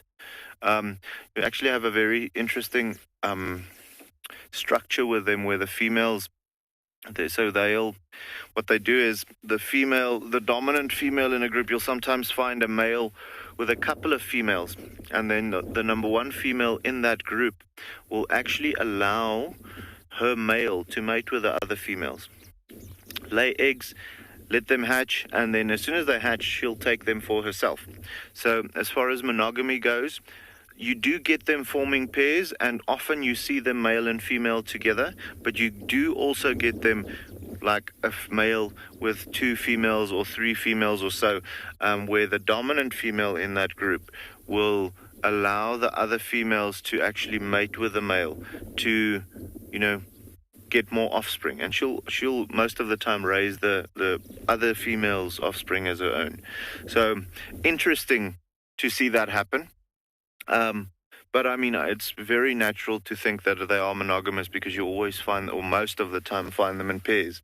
And when I said now a husband, I just meant she needs to find a male now to be able to mate with and, start reproducing. It might be a young female that hasn't found a mate of her own or something like that.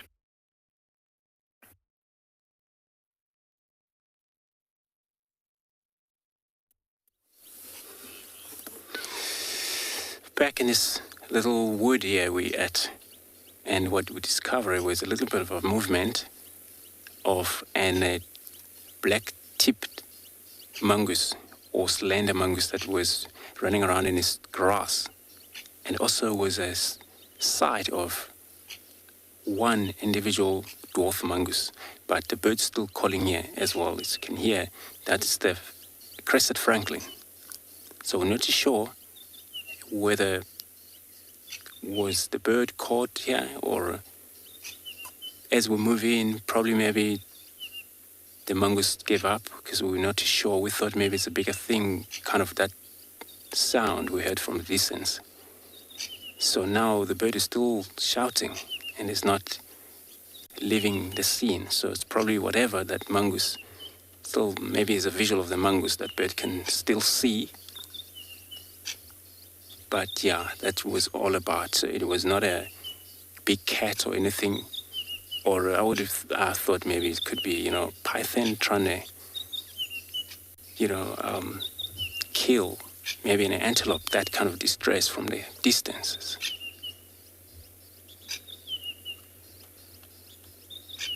So, I'm not sure. There's no movement again. Just gonna see. But the whole birds now, they're trying to come in here. Probably just because of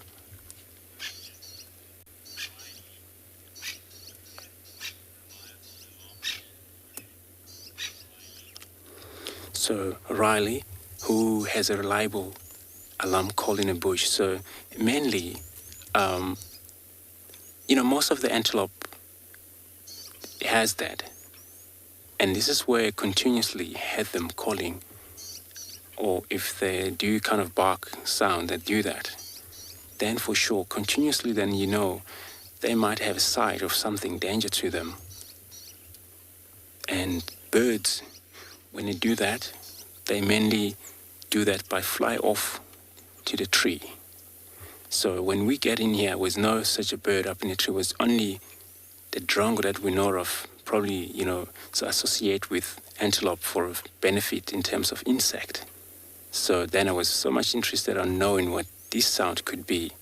If it's no francolin up in a tree, then it means, could be maybe somebody that's bird watching it has been busy killing it.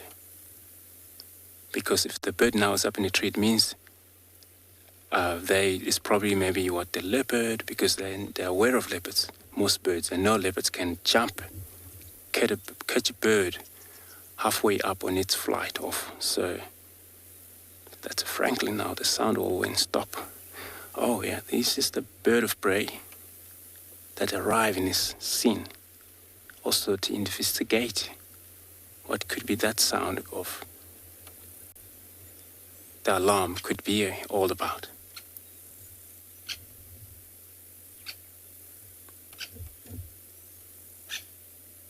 The franklin's still giving alarm call. A lot of time I've seen that wherever is a danger, once the danger spotted, it's alarm calling going. We'll leave the scene here anyway.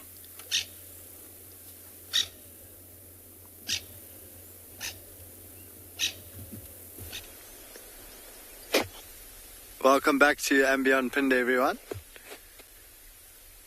We found a really nice scene here. We've got 4 old buffalo bulls. We're actually surrounded by animals. We've got these 4 buffalo bulls. There's zebras and wildebeest and warthogs. And behind one of those buffaloes there's also a big white rhino. And we've been checking these open areas, getting some high ground and then scanning with binoculars and seeing if we can find that female cheetah with the 2 youngsters. But we haven't had any luck, so we came down to have a look at one of the last remaining watering holes, and yeah, there's just a hive of activity at the moment. There's a lot of animals that have come down to drink, and some that are waiting for a gap to have a drink. See the warthogs moving off in the background. Oh, and the rhino has laid down. You can see him in the background there in the shade. The buffaloes also standing. They've been to the water, so some of them have a lot of mud on their bellies and on their horns, and they've moved into the shade, and every now and then are scratching against the thorn trees that they're standing underneath, and also ruminating, just re-chewing the cud.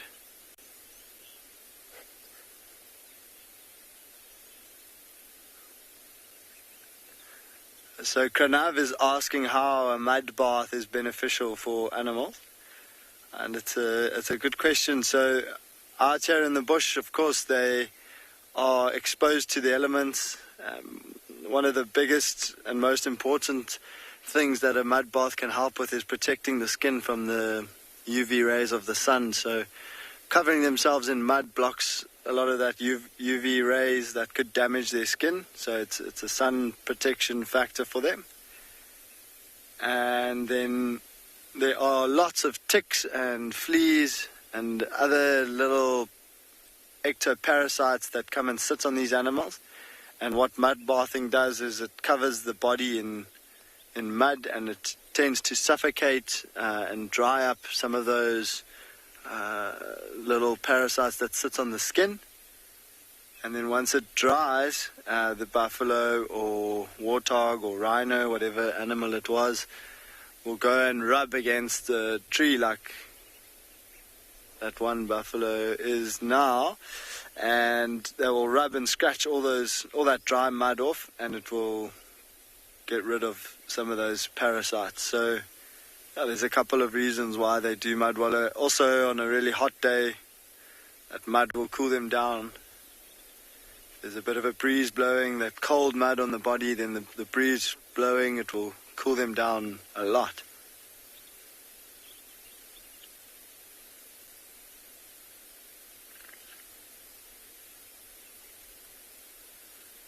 And I think it also just feels really good if they lie down in the mud. It's sort of just relaxing.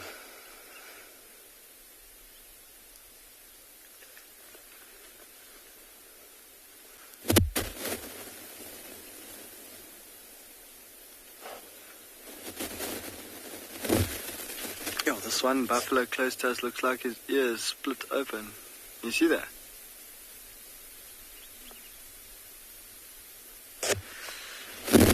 It's split wide open. You see how he's flicking it like that? There's a lot of flies that are coming and landing there. Maybe he did that scratching on a bush, so it could be from a thorn that got him, but he's moving with these other 3 bulls, and it's very possible that it's from the horns of another buffalo.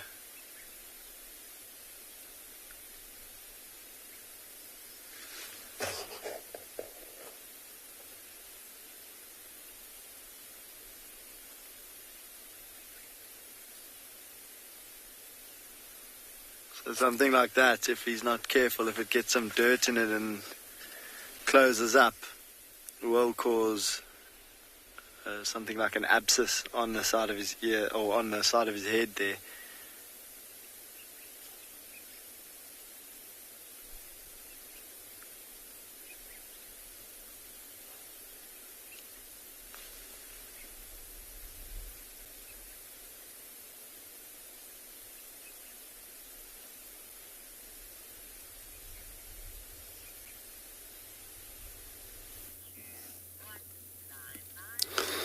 Beautiful. See, we now haven't found what we're looking for there, probably, or the least alarm call of the birds, but what we got right here is this rock monitor lizard.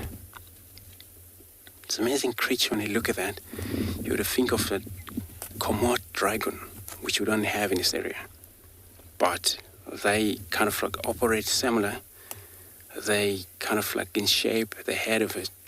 These creatures similar to this Komoot dragon as well.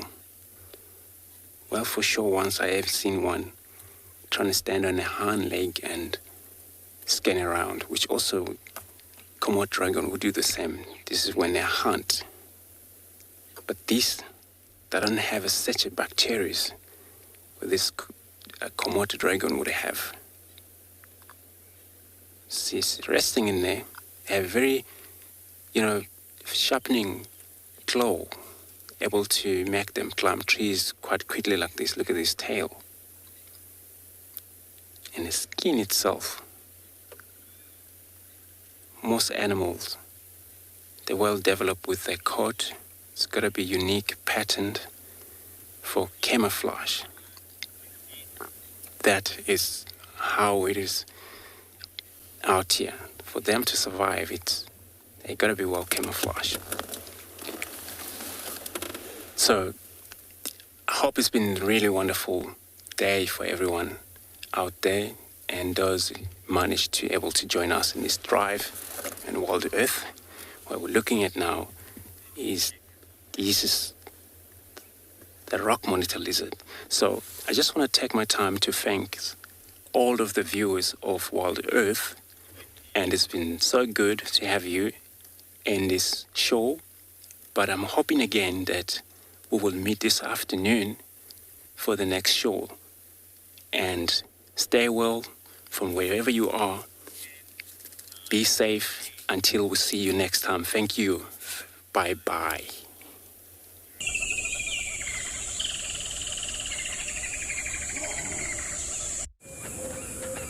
This program features live coverage of an African safari and may include animal kills and carcasses.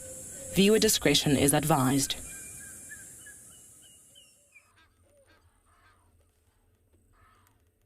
Jumbo Jumbo and hello everybody. A very warm welcome to our afternoon drive. We are coming to you from the Masai Mara of Kenya, and you got so